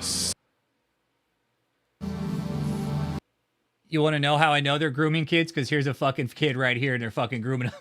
This little fuck right here, he actually came out on the first audit in his fucking security guard vest. So this little piece of shit, I'm telling you, they move these people around for the cult. Some of these women are probably down in fucking Houston right now. Fuck, where is it? God damn it. That's the evening service. Is it here? Heart settled, because I know, that it's not here, but that's I'm rearing Michelle. him up, and Apostle's rearing him up because, as he would anybody's child that comes here. I'm telling you, it's the greatest thing. And my son is like, he's on fire. He absolutely loves Apostle Taylor. Yeah, we get it. Fuck, what day was it? Do you guys know what day it was? I know it was an evening service. Was it day 1? Day 2? Was it day 3? That's why they get him at settled, because I know, that they get him at a young age, and that's something I learned in fucking socialism studies, man. Is you start him at a young age. It was a question I had. It was a specific question I had. Parbs, this for real question. Hey, what's up, Scott Hemingway? Good to see you, brother. How you doing tonight, man?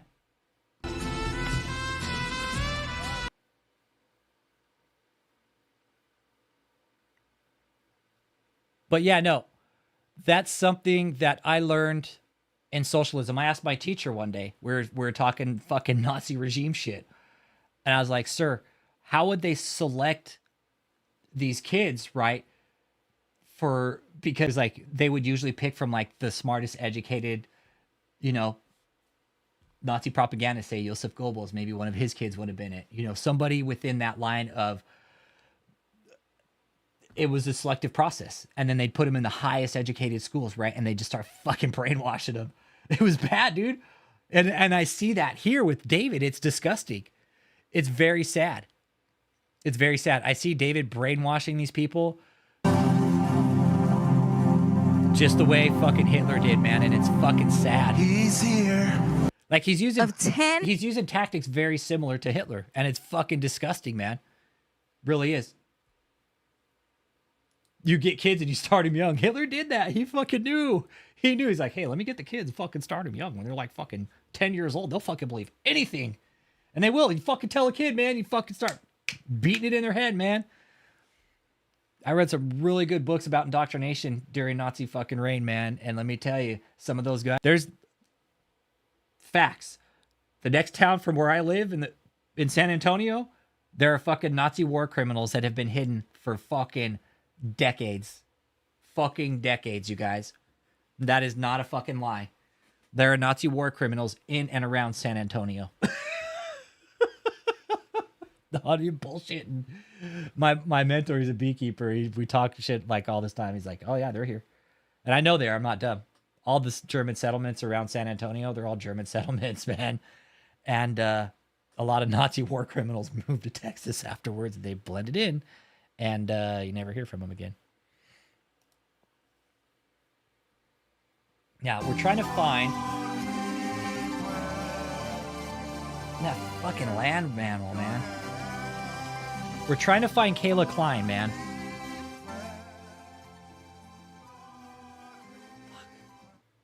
Do you guys remember which day it was? Anybody? Can you help me out here?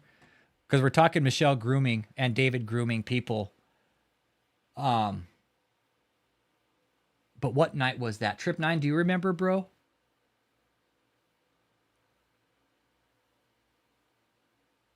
9 days ago.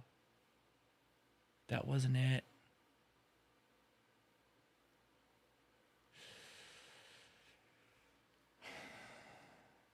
Is it this one? Yeah, Sweet War Criminals, right? Give me your power. Give me your glory. No, it's not that one. Fuck, man. It's all right, man. I'm gonna find it. Fucking last thing I do. Was it the morning service? It was for sure an easy evening service.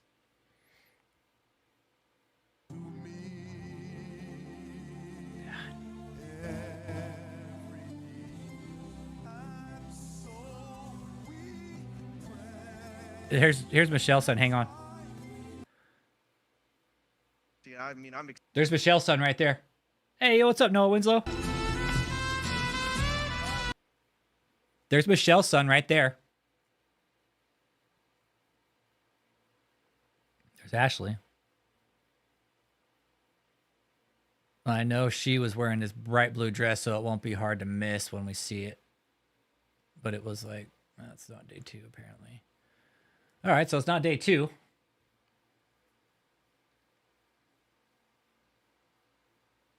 No, it wasn't a morning service either, man. It's not it. Day 4. Yeah, Michelle's poor son. Give me your power. Fuck, man, where is it? Give me your glory. Use me, Lord. God damn it. And Lord, I release your anointing upon him. I don't know where it's at. No, it's the one where the girl said she was been in David's cult since she was 8 years old. It's Kathleen's daughter. The real pretty young blonde one that should be a fucking model instead of being stuck up in David's fucking religious sex cult, being used and abused by these guys. That's the one we're talking about. The real young and pretty vibrant one. Right, to get this kind of revelation from God. And now marvel manifestations are ready. They ready? All right, lift your hands. You that are watching by Zoom, I want you I can't now, find it everyone. now. That's a bummer. God spoke to me, Pastor Steve, and said, tell them to initiate marvel seeds from this day forward. It's not day 2. Fuck, man. So when day 2 did day 3, we checked day 3.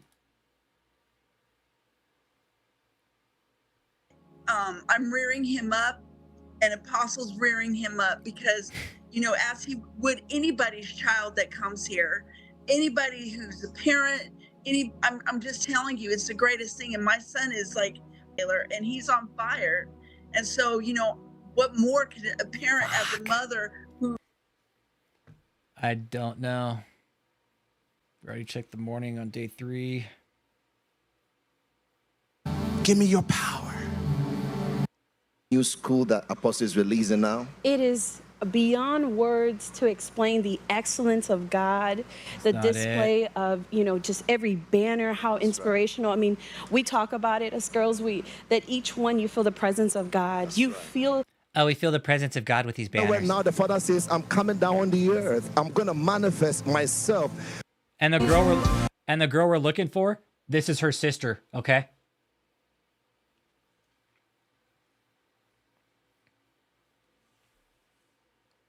So we're looking for the sister.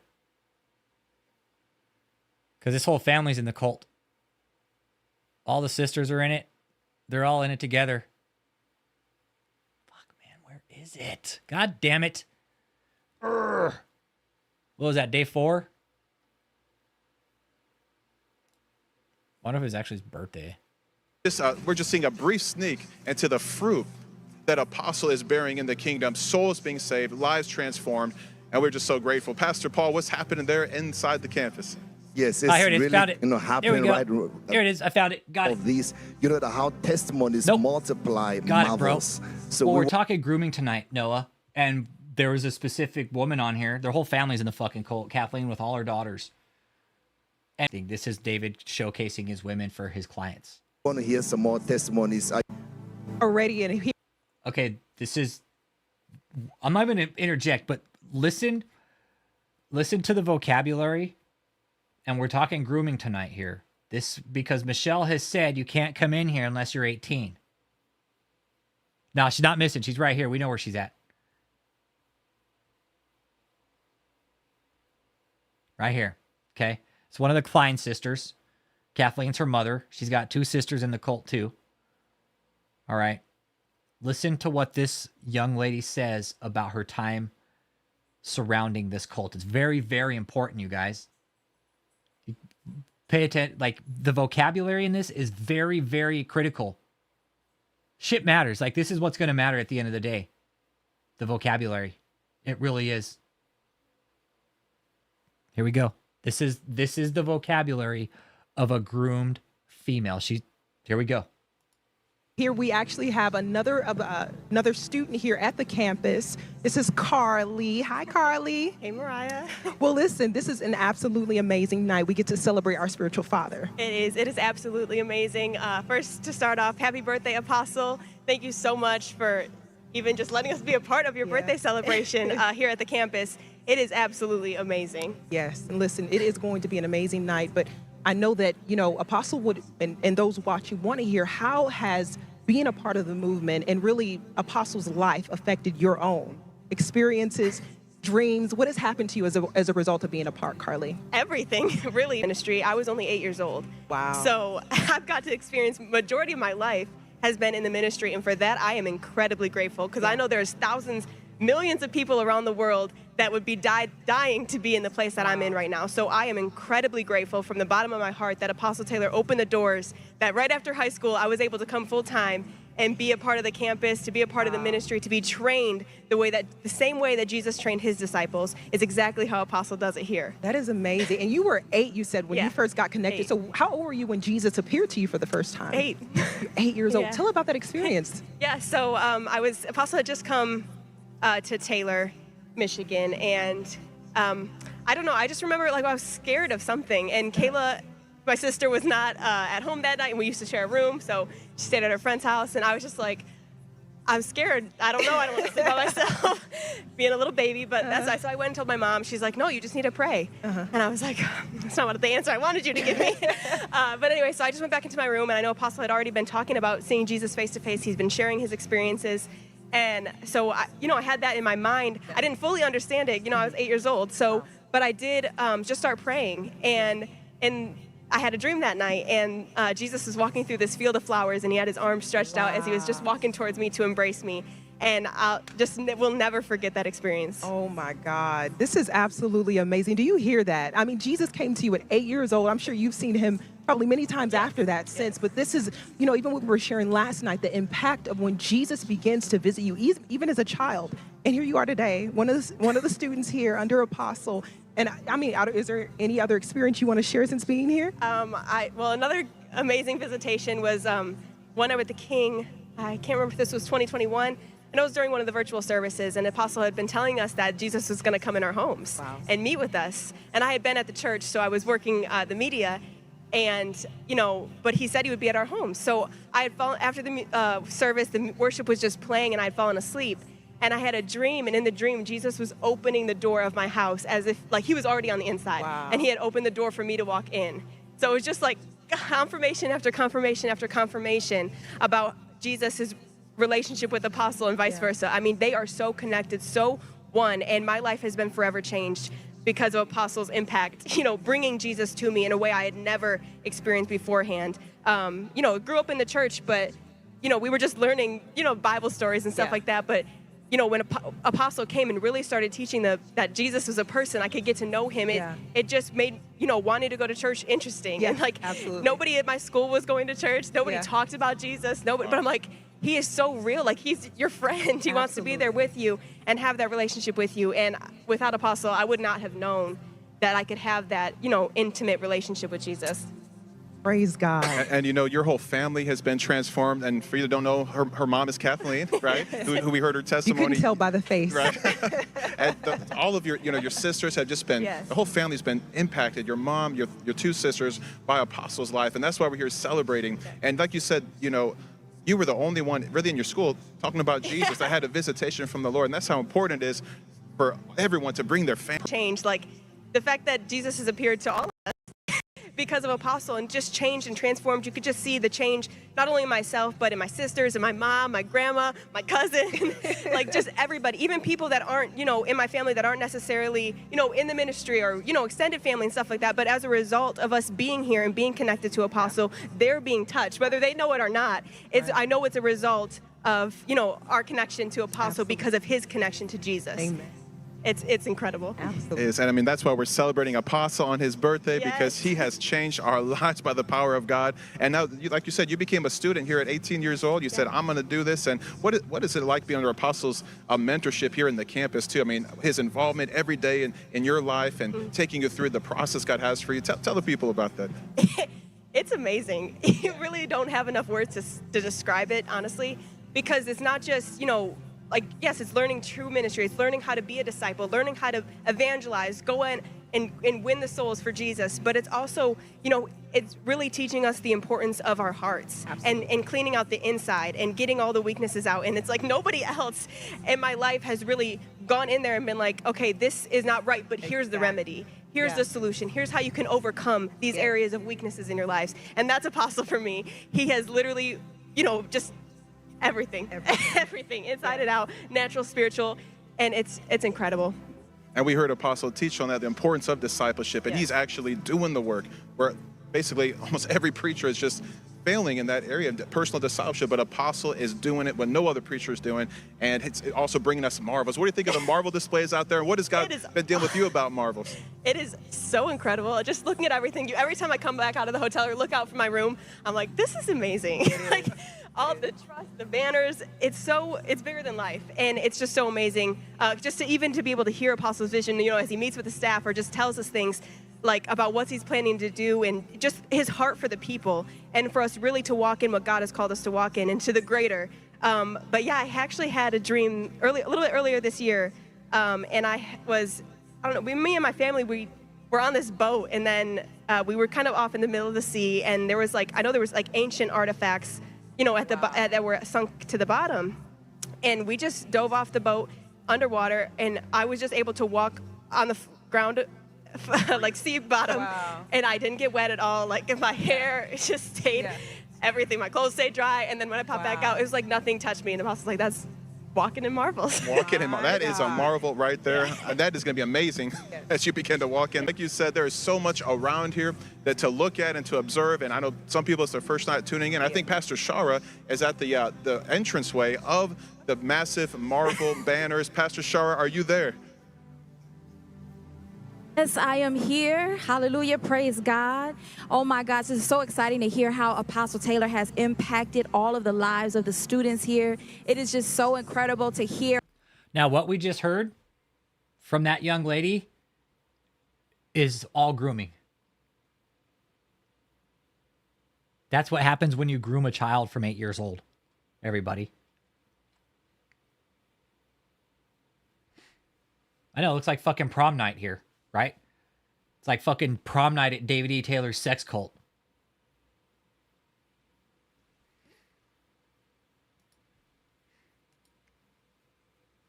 That's what happens when you groom kids at 8 years old, man. Hey, your cat mom, how you doing? Meow.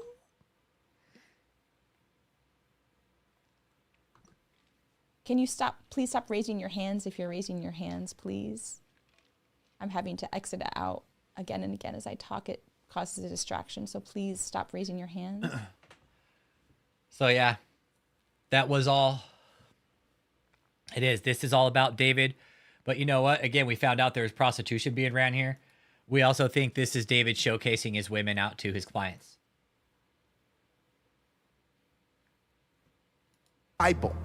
This is not a game. I'm not saying I'm pants, pull them off like any other man. You're exactly right, Noah. You're exactly right. He wants everybody to tell him your dreams. That way he can use them against you.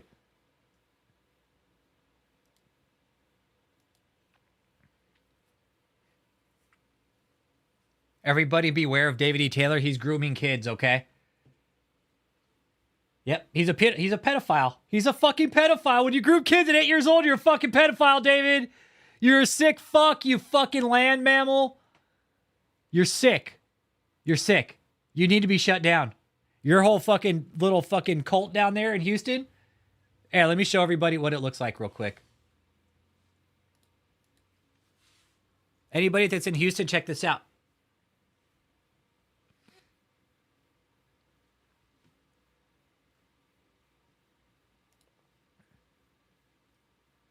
That's next, okay? Pennies on the dollar. Who knows? I don't know. She's got a nice car. She's got a nice fucking whip, so I don't think you're paying her cheap. But all right, this hotel right here. So we got. All right, it's 45 North, 14380. It's on the access road, set back about 100 yards or so, give or take.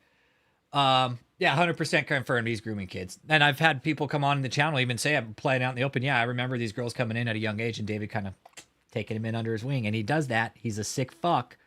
David's a pedophile. Yes, he is. I'm not fucking scared to say it. Other people might be like, oh, you can't say it on YouTube. Well, when you groom kids, yeah, that makes you a fucking pedophile. And I don't know why YouTube hasn't shut his ass down yet. That's what I don't fucking get it. Yep. Exactly, like grooming these women for his fucking sick prostitution ring. This is, you got everybody in Houston. Be very, very clear about this. This hotel that you see, that you drive by every day, it's a prostitution hotel. They claim it's a church, but I'll bet you can't go up there unless you fucking slob on David's fucking nuts. That's the only way you're getting in this place. This is a pay-to-play cult, everybody. They don't want anybody coming in or out of this place unless you're 100% loyal to the leader. They don't give a shit about you. They don't give a shit about your fucking family. They don't give a fuck about your finances. They don't give a fuck about your kids. They don't give a fuck about your well-being. Exactly. Kids are easy to target. Yep. You put it on Facebook. Oh, here's my harem of women.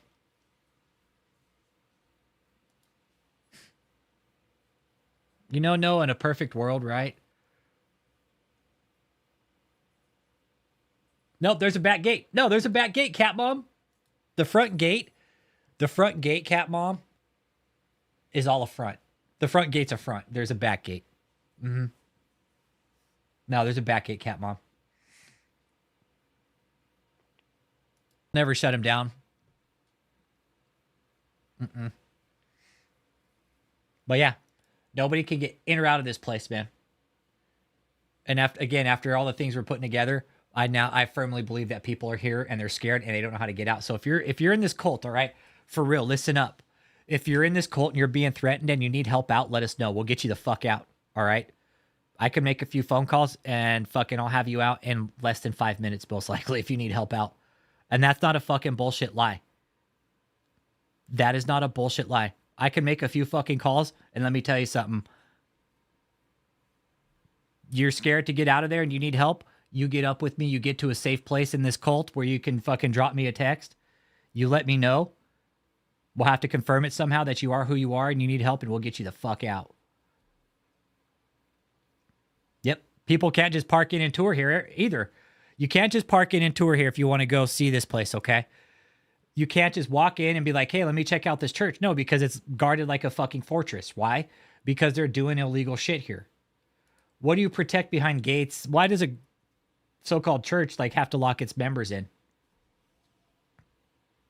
Nobody's getting in or out of this place. The front gate, this front gate, it's all a front. If you're scared of getting out of here, let us know. We'll get you out. It's too easy. If you're being threatened or held under duress and you don't know what to do, yep, locked gates and weapon carrying thugs. Exactly. Trifecta. And they're all in the same. When you're doing prostitution, there's drugs, there's grooming, there's kids, there's trafficking. It all goes hand in hand. I think somebody political got caught here, which is why I think they haven't shut it down yet. It is. It's a hotel of criminality. And there are criminals here. I know that for a fact because I've had survivors of this cult tell me there's criminals here. People with warrants. Yeah, real churches, David, don't need fences and gates.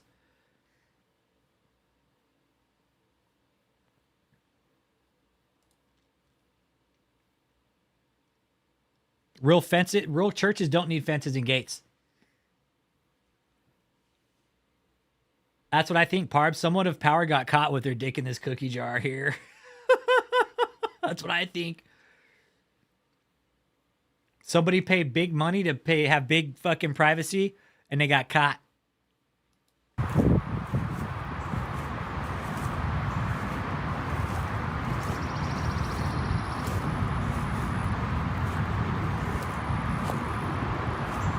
I'm curious if the Moses, if the Moses back 2,000 years ago, David, actually, you know, gated in his churchgoers. That's what I'm curious about. Hey, did Moses, hey bro, did Moses gate in the church members?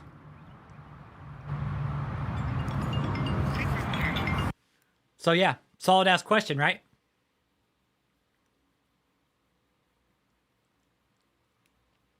Exactly. They won't let anybody in this door that isn't dumb.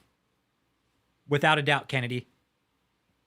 They want people that are dumb and ignorant. At me, I'm still shooting from another phone. Yeah, no, I'll shoot, I'll upload it when I get back, but let me finish shooting this, because I'm like, dude, I'm having a huge fucking anxiety attack. I'm right in front of their shit.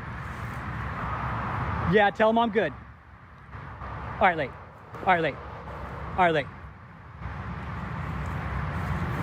Okay, once again, key fob to get it. Okay, nobody's getting in or out of this place without somebody fucking knowing. That's the fucked up thing about this. That's a fact. That's a fact. Nobody's getting in here undercover. I promise you that. Nah, nobody's getting in here undercover. It's too tight of a ship. Nah. Nope. Is everybody's here. They're not leaving, right? Unless they get fucking permission. These people are stuck here. Stuck. See this gate? See this gate right here? Nobody's getting in or out of this without one of these little gate guards here letting them by. Right? You have to pay to play. Everybody that's in here has been in there for years now. Yep. They only move the people who have been threatened and brainwashed into the main place. Exactly. It's all the main cult members here. Exactly. Silence has been bought.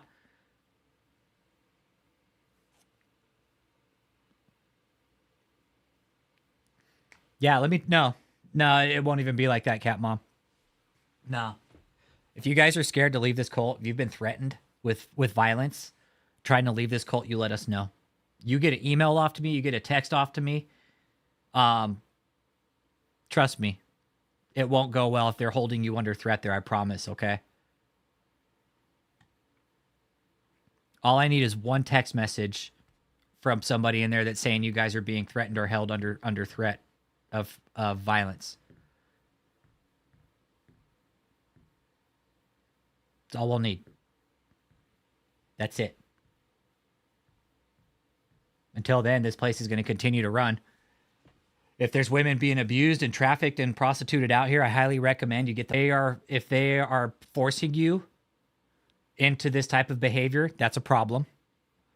If there's drugs involved, that's also a problem, but there's most likely drugs involved when there's that kind of activity.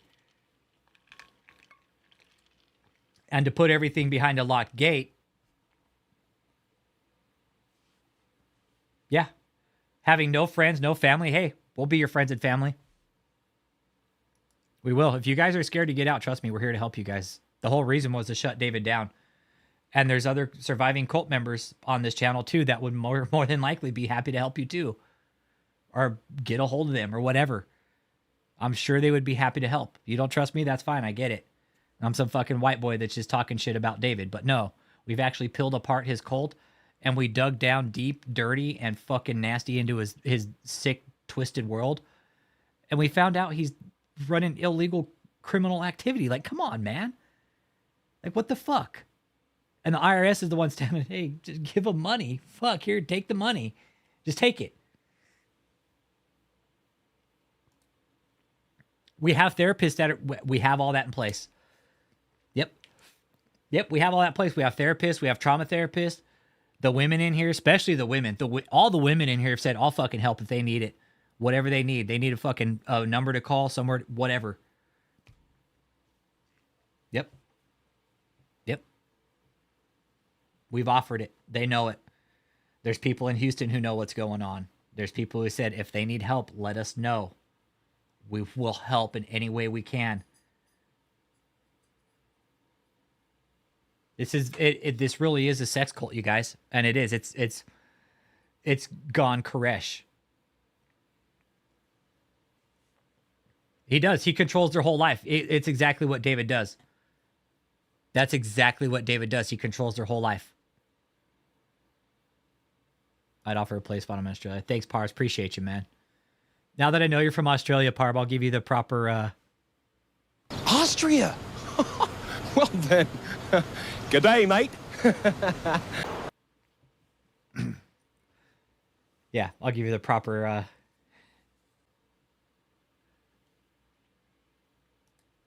Yep. And you know what? A good portion of these people, I've talked to their families. I'm not going to say which one specifically, but a good portion of them, I've talked to their family members. And you know what all the family members say? We love them. We don't care they're in a cult. We just want them to come home. We just want our kids out of there. We see what David's been doing to them, and they fucking turn our kids into just fucking... I know David doesn't care, though. That's the thing. Neither does Michelle. Tonight's about you, though, Michelle. And the fact, everything that we've talked about tonight, Michelle, with regards to you grooming and just being a total bitch to everybody in the cult, because you are. And that's facts, Michelle. Michelle, that's facts, okay?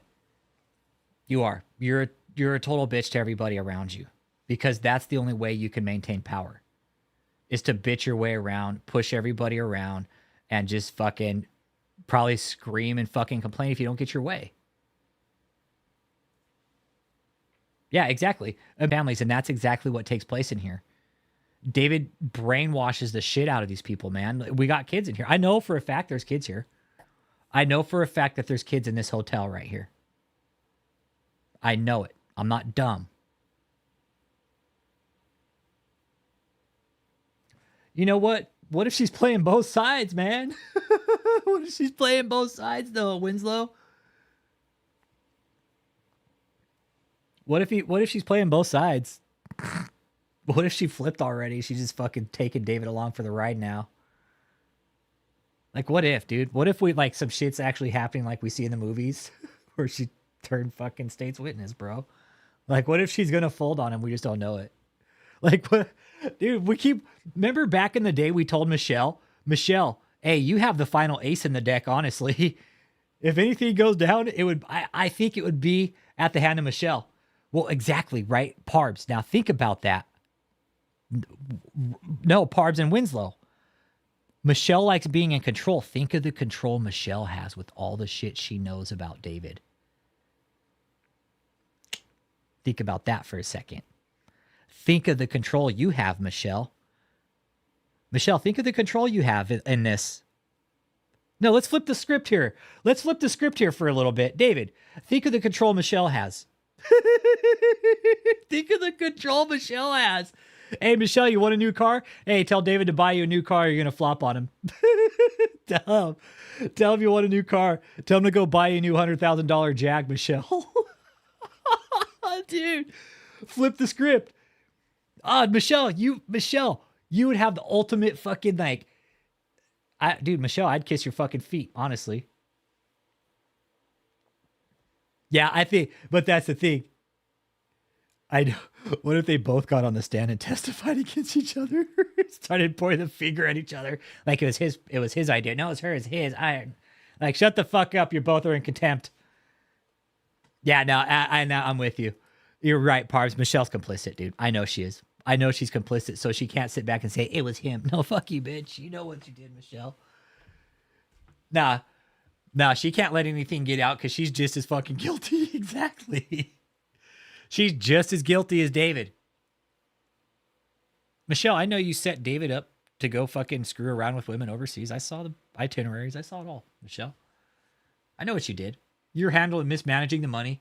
You spend a lot of money too, Michelle. I know that for a fact. You probably spent a good portion, honestly. You probably spent about $1 million out of David's fortune. That's what I'd recommend. I'd give or take fucking $1 million.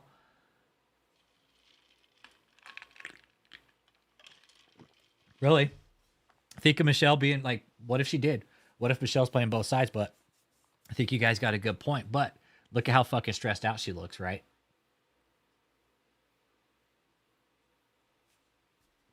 She looks super stressed just in the time frame of a couple years. It's really sick, right, Parbs? It's the fucking world we live in, right? We're out there to expose evil, and Michelle and David's preservation is always number one. They're always going to preserve the rights of the criminals for some reason. It does. It's weird, Parbs. Like in America, it pays to be a piece of shit. It does.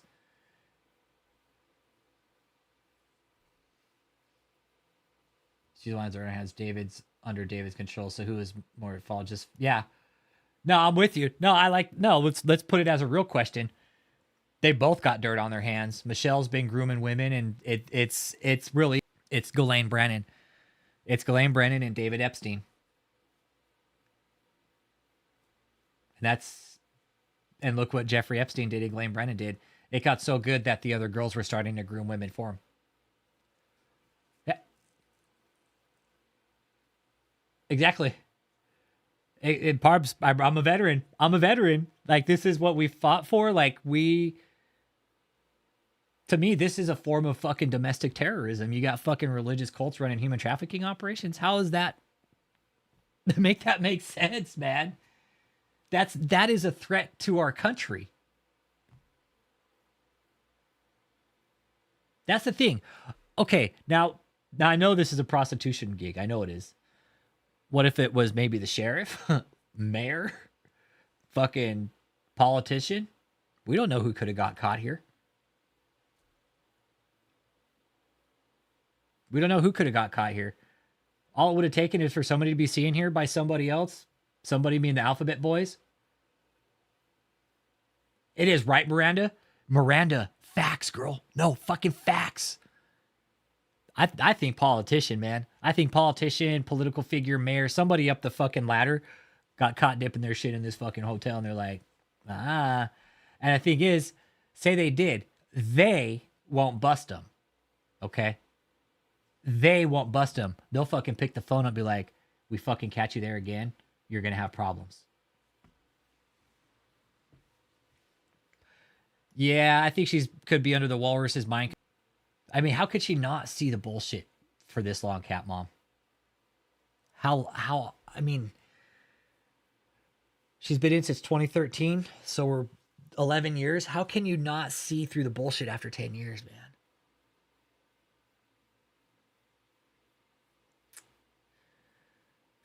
Man, that's a good.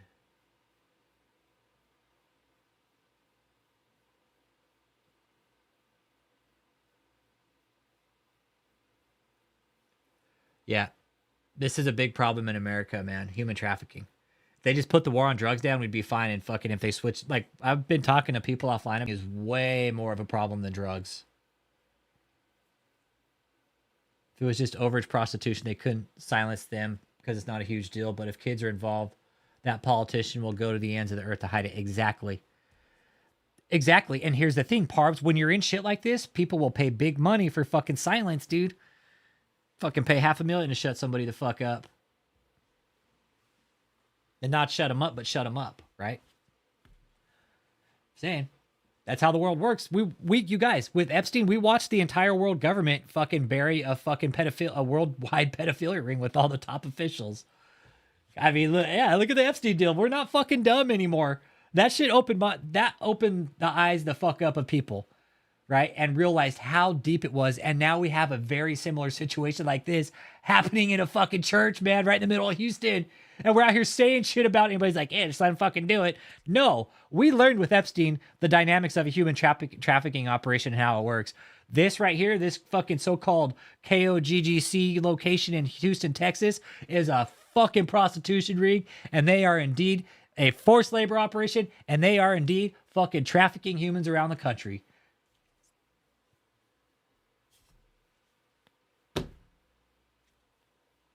You have all the dynamics of a ring, of a RICO case, trafficking, prostitution, money laundering. You have different organizations with the IRS. This is classic RICO shit right here, man. This is a classic RICO case in the making.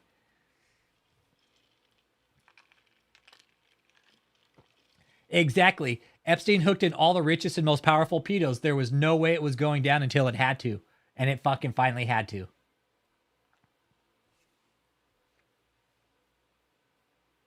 Yep, most of the people involved are still protected. Except Prince Andrew. They kicked him the fuck out. They're like, yeah, he can't be a part of the family anymore.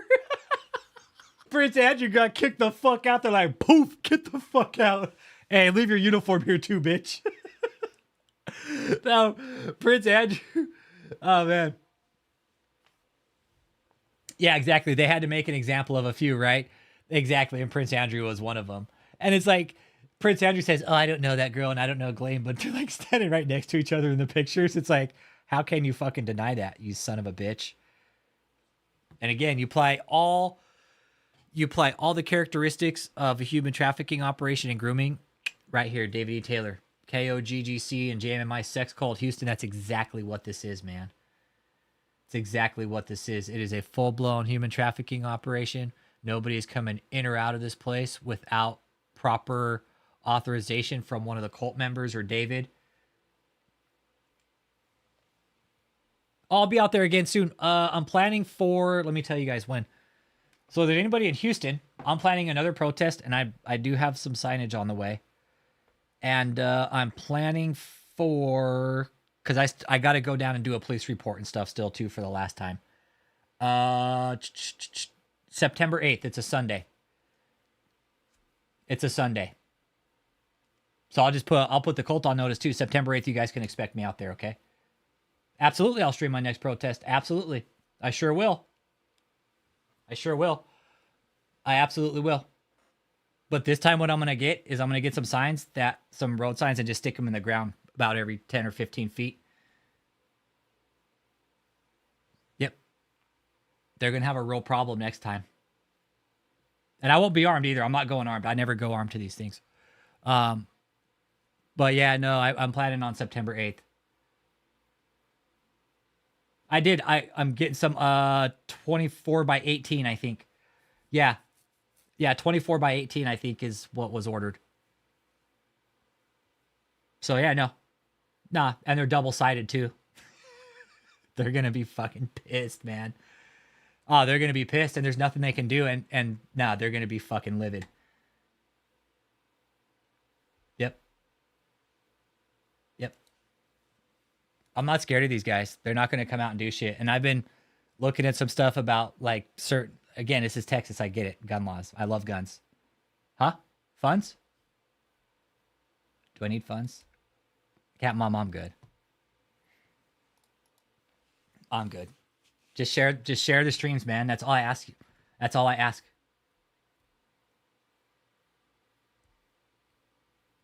Well, last time what I did? What I did last time? What I did last time with the signs, I just fucking threw them all on the ground right in the Colts driveway and fucking walked off.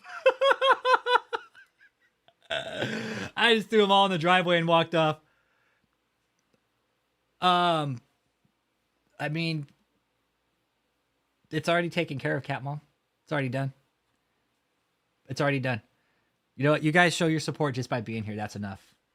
That's enough. So, no, I'm good. The signs, don't even sweat it. Nope. Nope. Share the stream when I pop on. That's how you guys can support the channel. Fuck yeah, I made him clean it up. Until I had all 5 fucking signs that were double-sided, and I fucking threw them right there, and I left. I walked up. I was like, fuck you guys, I'm out. Yep. But this time I'm going to get the ones that stick in the ground. They can't do that. They legally can't do that. They would be infringing on my freedom of speech. They can't do that. They're a church. They're a church. They fucking slob on freedom of speech. Why would they come out? Why would a church come out and try to shut down free speech, right? When they thrive on free speech, but they did that last time. And again, hey, Malachi, if you're watching, trust me, I'm looking into what you did, and I don't think it's going to go well for you, dude. I really don't, okay? I really don't. You can't fucking do shit to me, Malachi. Coming out with that gun doesn't make you a fucking authority, all right? And I've ran that by several law enforcement agencies already, and they said there's a problem with what you did, okay? So I'm just letting you know that. You're not a security guard. You're nothing here in Texas. You're just some fucking cult punk. That's it. Okay? I'm not fucking scared of you. That gun's for intimidation only, and you ain't gonna do shit with it. Because shots fired at this cult would be a bad fucking situation, and you fucking know that out of all motherfucking people.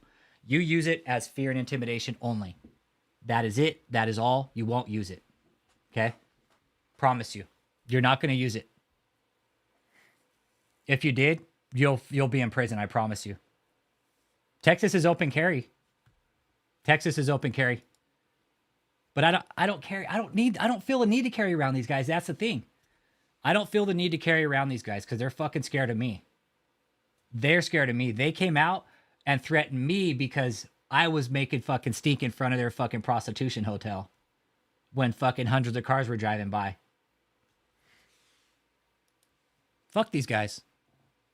Nah, fuck them. I'm not scared of them. I'm really not.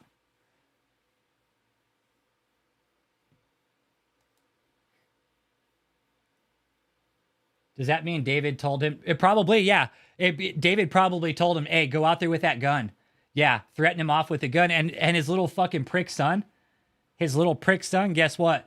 Was sitting right there in the fucking Suburban fucking playing with his little fucking schmeckle, fucking talking shit through a little crack in the window. I was like, dude, fuck you, Josh. I could see his little fucking eraser head haircut through the front windshield. These guys are nothing fucking but little bitches, man. You're absolutely right. And trust me, hey, there's legal eyes already fucking on them. They owe $350,000 to fucking lawyers they haven't paid. Trust me, there's legal eyes on them already. $409,000 worth. $459,000. $459,000 worth of legal eyes looking on them. Absolutely. People are looking at them and they want their fucking money. And David, guess what? I'm going to do everything I can to make sure people get their fucking money. Because you know what? We're tired of seeing people like you fucking scamming people, you sack of shit. All of us are, David. Michelle, you, your whole fucking scam, we're tired of it. That's why we are here, to shut you down. You can't do this, David. That you guys talk online, you want to send me text messages, call me a faggot, and guess what? I'm going to show up and let everybody in Houston know what's going on here. Hey, Houston! Houston, wake up, this is a sex cult! This is a sex cult! Chris loves this shit. Chris loves this. So what I'm going to do next time is all down this street right here, I'm going to fucking put a bunch of signs right here about the cult. Put David E. Taylor. I think I'm going to put like Jim Jones and David Koresh and then put David E. Taylor, right? That way it gets people in that cult mindset. Fucking David E. Taylor, Jim Jones, David Koresh. Well, we know the first two were cult leaders. Who's this David E. Taylor guy? And why are they putting that sign up with those other two names?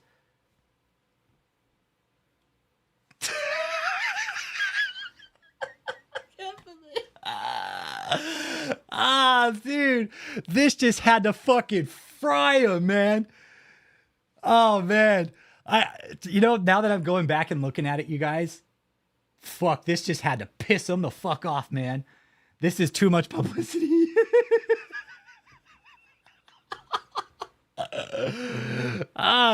Chris, hey, bro, this is the publicity they didn't want. They're like, hey, we want some publicity. Hey, this whole cap is for the harvest. Yeah. Exactly. Hey, you're passing by a sex cult, everybody. At Cat Bomb, you know what I saw the whole time? People were like, fucking look.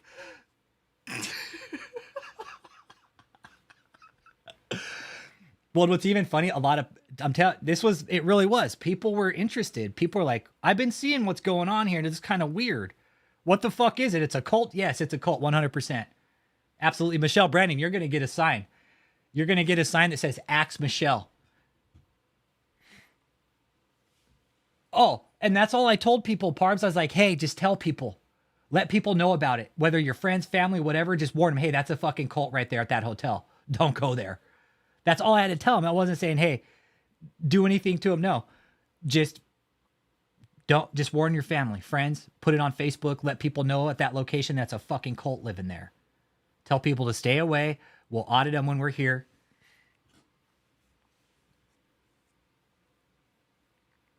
I know nobody could hear me, but hey, it's all right.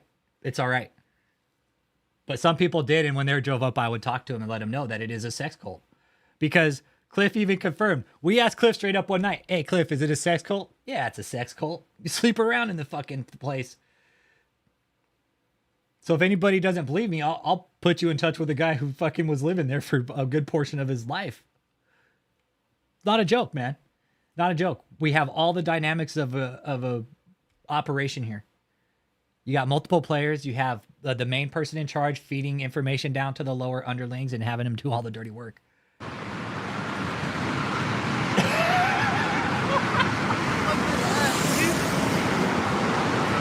Come out and talk to me, man. Come on, what's it gonna hurt? So you guys know I asked you a fucking question, right? Hey, Houston. Oh, they were so pissed.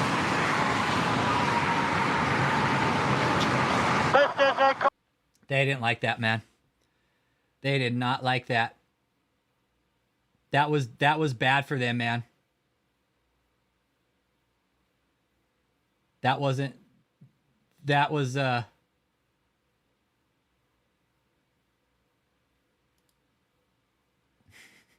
that's looking down the sidewalk. Mm-hmm. Yep. Oh, they came out eventually, but they had to get permission.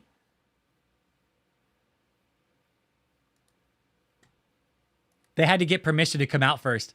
Because I saw him, you could see him right here. It's kind of hard to see right here, but right here, there's 3 dickheads right here standing at the gate. It was Josh, Malachi, and the Michelin man, Marcus Bulbus. Once they all got permission, no, they can't scare me. I'm a taxpayer. They're not going to fuck with us. They know that. They've already tried to threaten me with legal action, and it didn't work. No, they've already tried to threaten me with legal action, Parbs. It didn't work. Yeah, I'm going to make a sign that says David E. Taylor deposition. That way when people drive by, it said David E. Taylor deposition, David E. Taylor deposition. Oh, who's this fucking guy? Exactly. They had to wait at the gate for Daddy to give them the go ahead to walk out. And you could see him. There's Marcus's dumbass, and there's fucking Malachi on the left right here. Oh, that's a good idea. A QR code, right? Yep, a QR code. Straight to the deposition for Shut the Muck Up's channel. Yep. Yep, we'll give it straight to Shut the Muck Up because he's got the whole deposition unedited.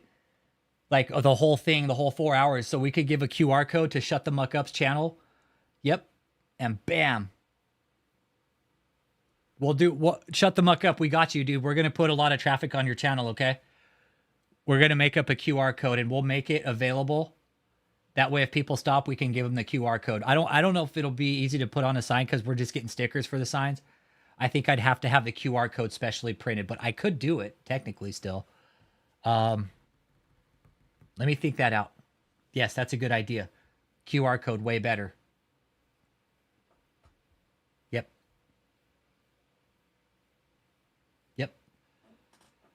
Yep. Shout out to Shut the Muck Up. Shut the Muck Up. We're going to give you a bunch of traffic, all right, on David's deposition. So give us a couple weeks, bro. Let me get this figured out. And I got to figure out how to get the QR code generated to your channel link for the deposition. That way, when people drive by, they can just say, bloop, fucking QR code, bam, straight to the deposition, straight to your channel. But yeah, so they all waited. These dickheads all waited to get permission from Daddy David, okay? They had to. They absolutely had to get permission. They are not allowed to move or do anything without David's permission.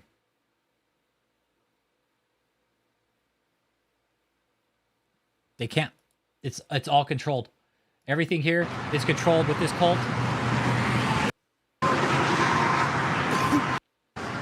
why don't you guys just come out and talk, man? Maybe got your balls or what? The hash express. This is a sex code. The hash. Why'd you show up at our audit last time, you stupid shit? You shouldn't have showed up. Hey, where's my hash? Hey, where's my hash? Where's my hash at? Where's my hash? When is the Hash Express, my friend? Sex cult, everybody. Houston, this is a sex cult here, everybody. Sex cult, we've been saying it for years now. Sex cult. That probably pissed them off. They're like, fuck you. Hey, Mahesh, for real, why'd you show up, dude? Why? Honestly, Michelle, why did you get Mahesh involved? Like, honestly, that's still what I'm trying to figure out. Why? Like, were you and Mahesh, did you have a thing going on? Like, did you and David swap partners and shit? Like, were you guys swinging together or what?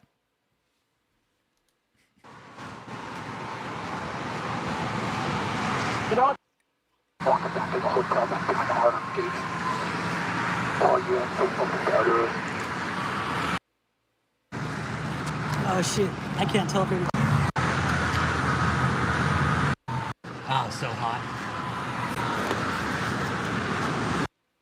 You guys are so fucking scared, man. This is funny.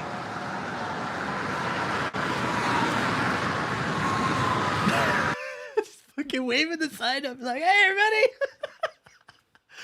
That's what you got to do to get people's attention.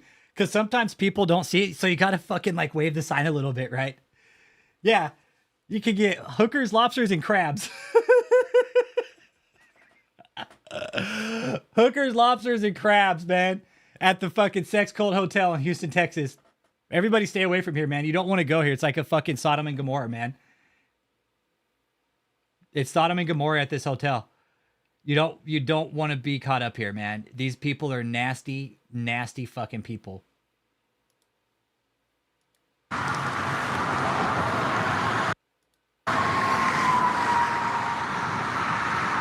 And actually, their public easement, it's like back here more. Like the public easement, their sign, me and Jake have been looking at the public easement, and these signs are actually on TxDOT property. So if TxDOT wanted to come in and fucking rip all this up one day, they could without fucking question. They could come in, tear all this shit up. They could tear the sign up, all the flags, and TxDOT would be like, you're on our easement. The fuck off. Should have fucking read your lot lines better. So yeah, their setback is actually, it's quite farther than they think. It's quite farther than they think. It's 70, like just under 75 feet. Exposes sex traffickers. Dude, I would love for people to show up and bust this out with me. There's some of the homies, Quality said he'd show up next time. I was told I can't go again by a lot of people. No, I was told by a lot of people, don't ever go again. Look, here they come. The cooks for David E. Taylor. Going to do David E. Taylor's dirty fucking maxi pad bidding. Cooks. Is that you fucking slob? Marcus! There they go. You fucking slobby ass! Is that you? EJF 1518. I wonder where that guy's going. Oh, and Texas. I know, but the thing is like if there's tip lines, like that's what Department of DHS and FBI and shit is for. Like, I'm not gonna fucking call some YouTuber. Like, these people know how to get out, and we've made ourselves available. We have therapists too that wake these people up. It's up to you guys now in the cult to take the next step. It really is. We're here to help you guys. We're here to help you guys. Whatever it takes. Whatever it takes. We're here to help. We're not like David. We don't have fucking egos. We're not prideful like this fucking land walrus is. David is all about his big mansions and shit. And you know what's funny is you cult members have actually attacked me because I know you know where I live. Oh, you live in this small house. So I don't give a fuck. At least my shit's on point. Like, my shit's paid up. I don't got to worry about the government coming after me for unpaid taxes or lawyers burying me in fucking debt. Exactly. All we need out of this, we don't even need a couple. We just need one. We just need one, man. One person to come out of this cult and blow the whistle. That's it. It's all it'll take. Shut it down. If you said the right things, You could probably shut it down in a couple hours, actually. Just letting you guys know, cult members, if you're scared and you need help, we're here to help. There's processes to get you out. If you need help, let us know. We'll help by this religious cult. We know that. We've been knowing that. Yep, it'd take one person, shut everything down. It would shut down in a fucking heartbeat, man. If one woman, one man, whoever came forward said, hey, I saw this, this, and this. This happened to me this time, and this time. This is what's going on here right now. Here's the proof. Here's pictures. I got phone numbers. I got text messages. It's all it would take for one of you guys to escape with one of the phones that say all the shit on it. Fuck, man. Digital evidence, man. Let the police do their work. Let the government do their work. Let them fucking download all the fucking text messages and shit from all the phones. Be too easy.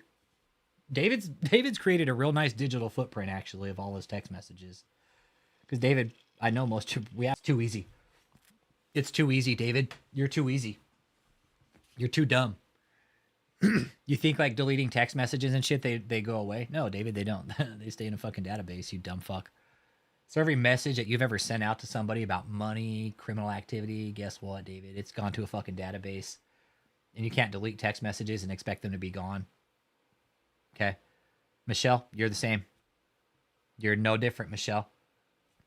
All these phones that we all carry now, guess what? Those all leave digital footprints. Every dime, dollar, everything you do leaves a digital footprint now. Michelle, David, Joseph, Tony, Ashley, every text message you guys have sent in this cult, guess what?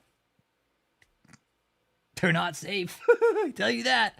They're not safe. I don't know how to hack phones, but I'm sure there are people that do. I'm not going to do it because that shit's illegal. There's only certain government agencies that are allowed to do that shit. But yeah. Michelle, this is about you tonight, grooming people. And with that being said, I think I'm going to go and start wrapping it up. It's going on 9 o'clock. But let's go ahead and close it up with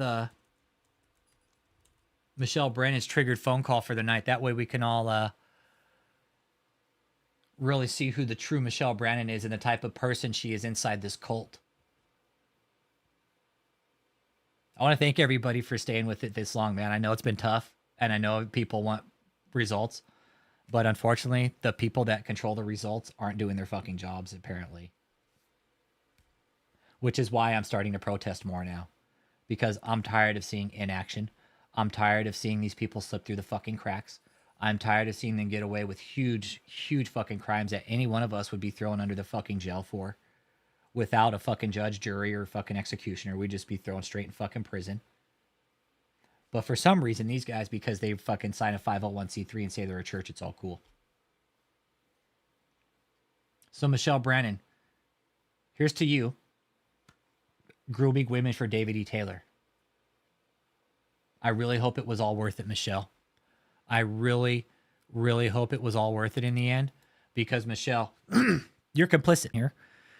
For you to come out tonight in your last video, and say that people have to be 18 to join, but yet you say your son's been in there since he was a kid. I mean, can you make up your mind as to what age limit your people are allowed to join this cult at? Because I'm really confused, Michelle. You bring your son in at a child, but yet you say, hey, you got to be 18 to join.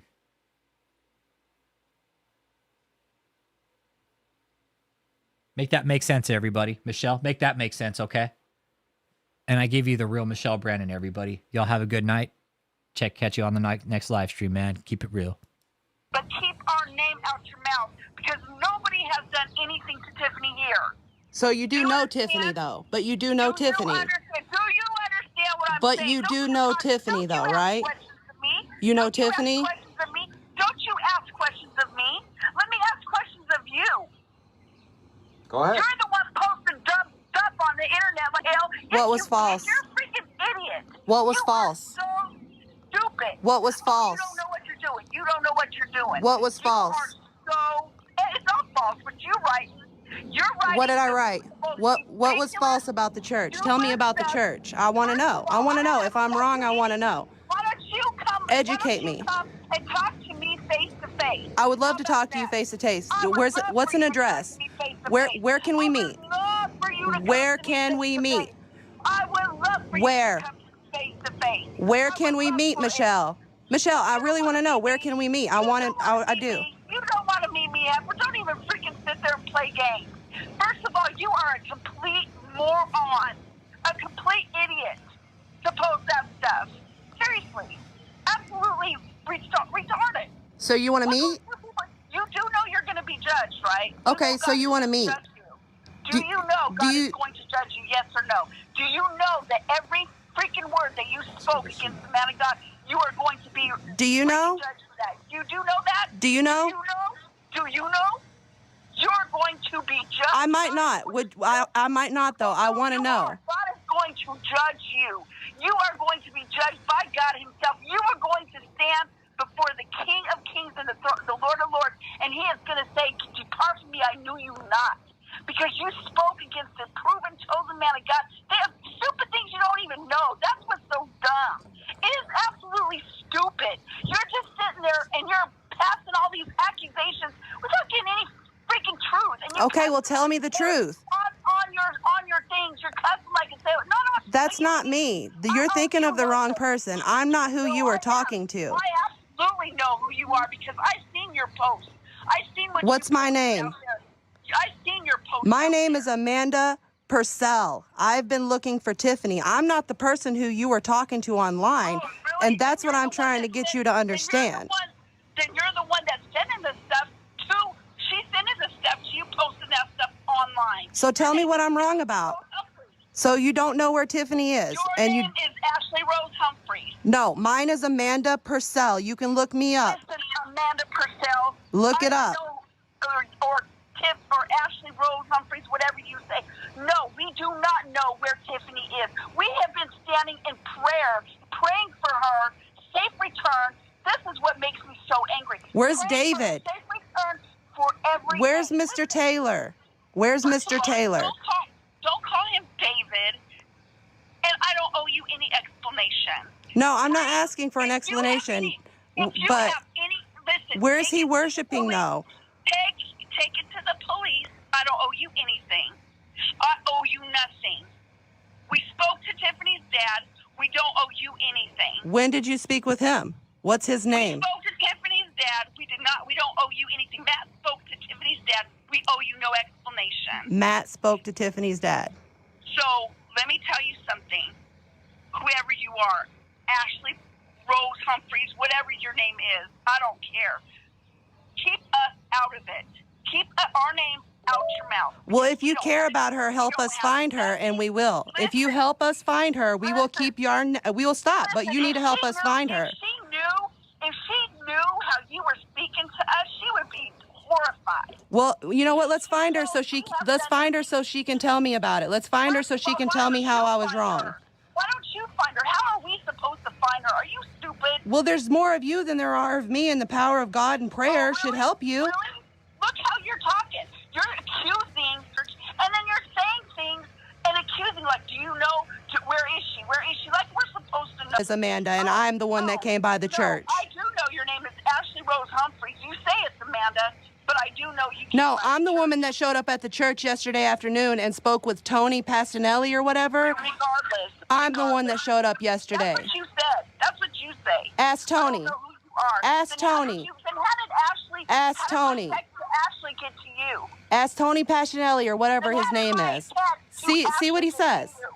He's one of you guys, right? You'll believe him. Or inbox. How did my inbox get to you, if you're not her? Because she screenshotted it and posted it to Tiff. If you'd shut your mouth for a half a second, I would actually answer you. You're not truly interested in finding Tiffany. Don't lie. All you are is looking for an accusation to point fingers at the wrong people. Then help us find her. I feel so sorry for you. Michelle, help us find her. If you're that concerned, help us find her. Why don't you find her and quit throwing accusations?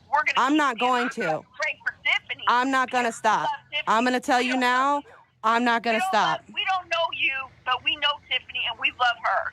We will continue to pray for her. Well, you better look for her because I'm not going to stop coming by. You're going to see my face and everybody else's every day. Who are you talking to? Make your threats. Who cares? Make yours. Are you seriously that stupid? Let me ask you, when was the last time you saw God? When was the last time you saw God? I am not concerned or worried about a thing that you are saying. Get that through your head. The only thing I care about is Tiffany in this conversation, but not you. So keep your accusations, your lies, all your other things to yourself, because you have no interest in truly. What you are is you're just trying to look for things to complain and charge the church instead of looking in a different direction. Where should I look? Tell me where I should look. If you know so much, tell me. You're the one posting. You tell me. You post and say that you're looking for things in Florida. Should I be looking in Florida? Or should I still be looking here? You tell me. Well, you're telling me my information's wrong. So if I'm posting in Florida... I'm looking at these posts. Just an FYI for everyone. The Wind Out Police said that Tiffany's license plate number is this. Yep. And then another one. This is Tiffany. So now you're finding that I am telling you the truth, right? That I am Amanda. Orlando Police and made a report with them today. Yep. So does that have anything to do with that? So let me ask you one quick question. Do you feel like an asshole yet? Because I'm not the person who you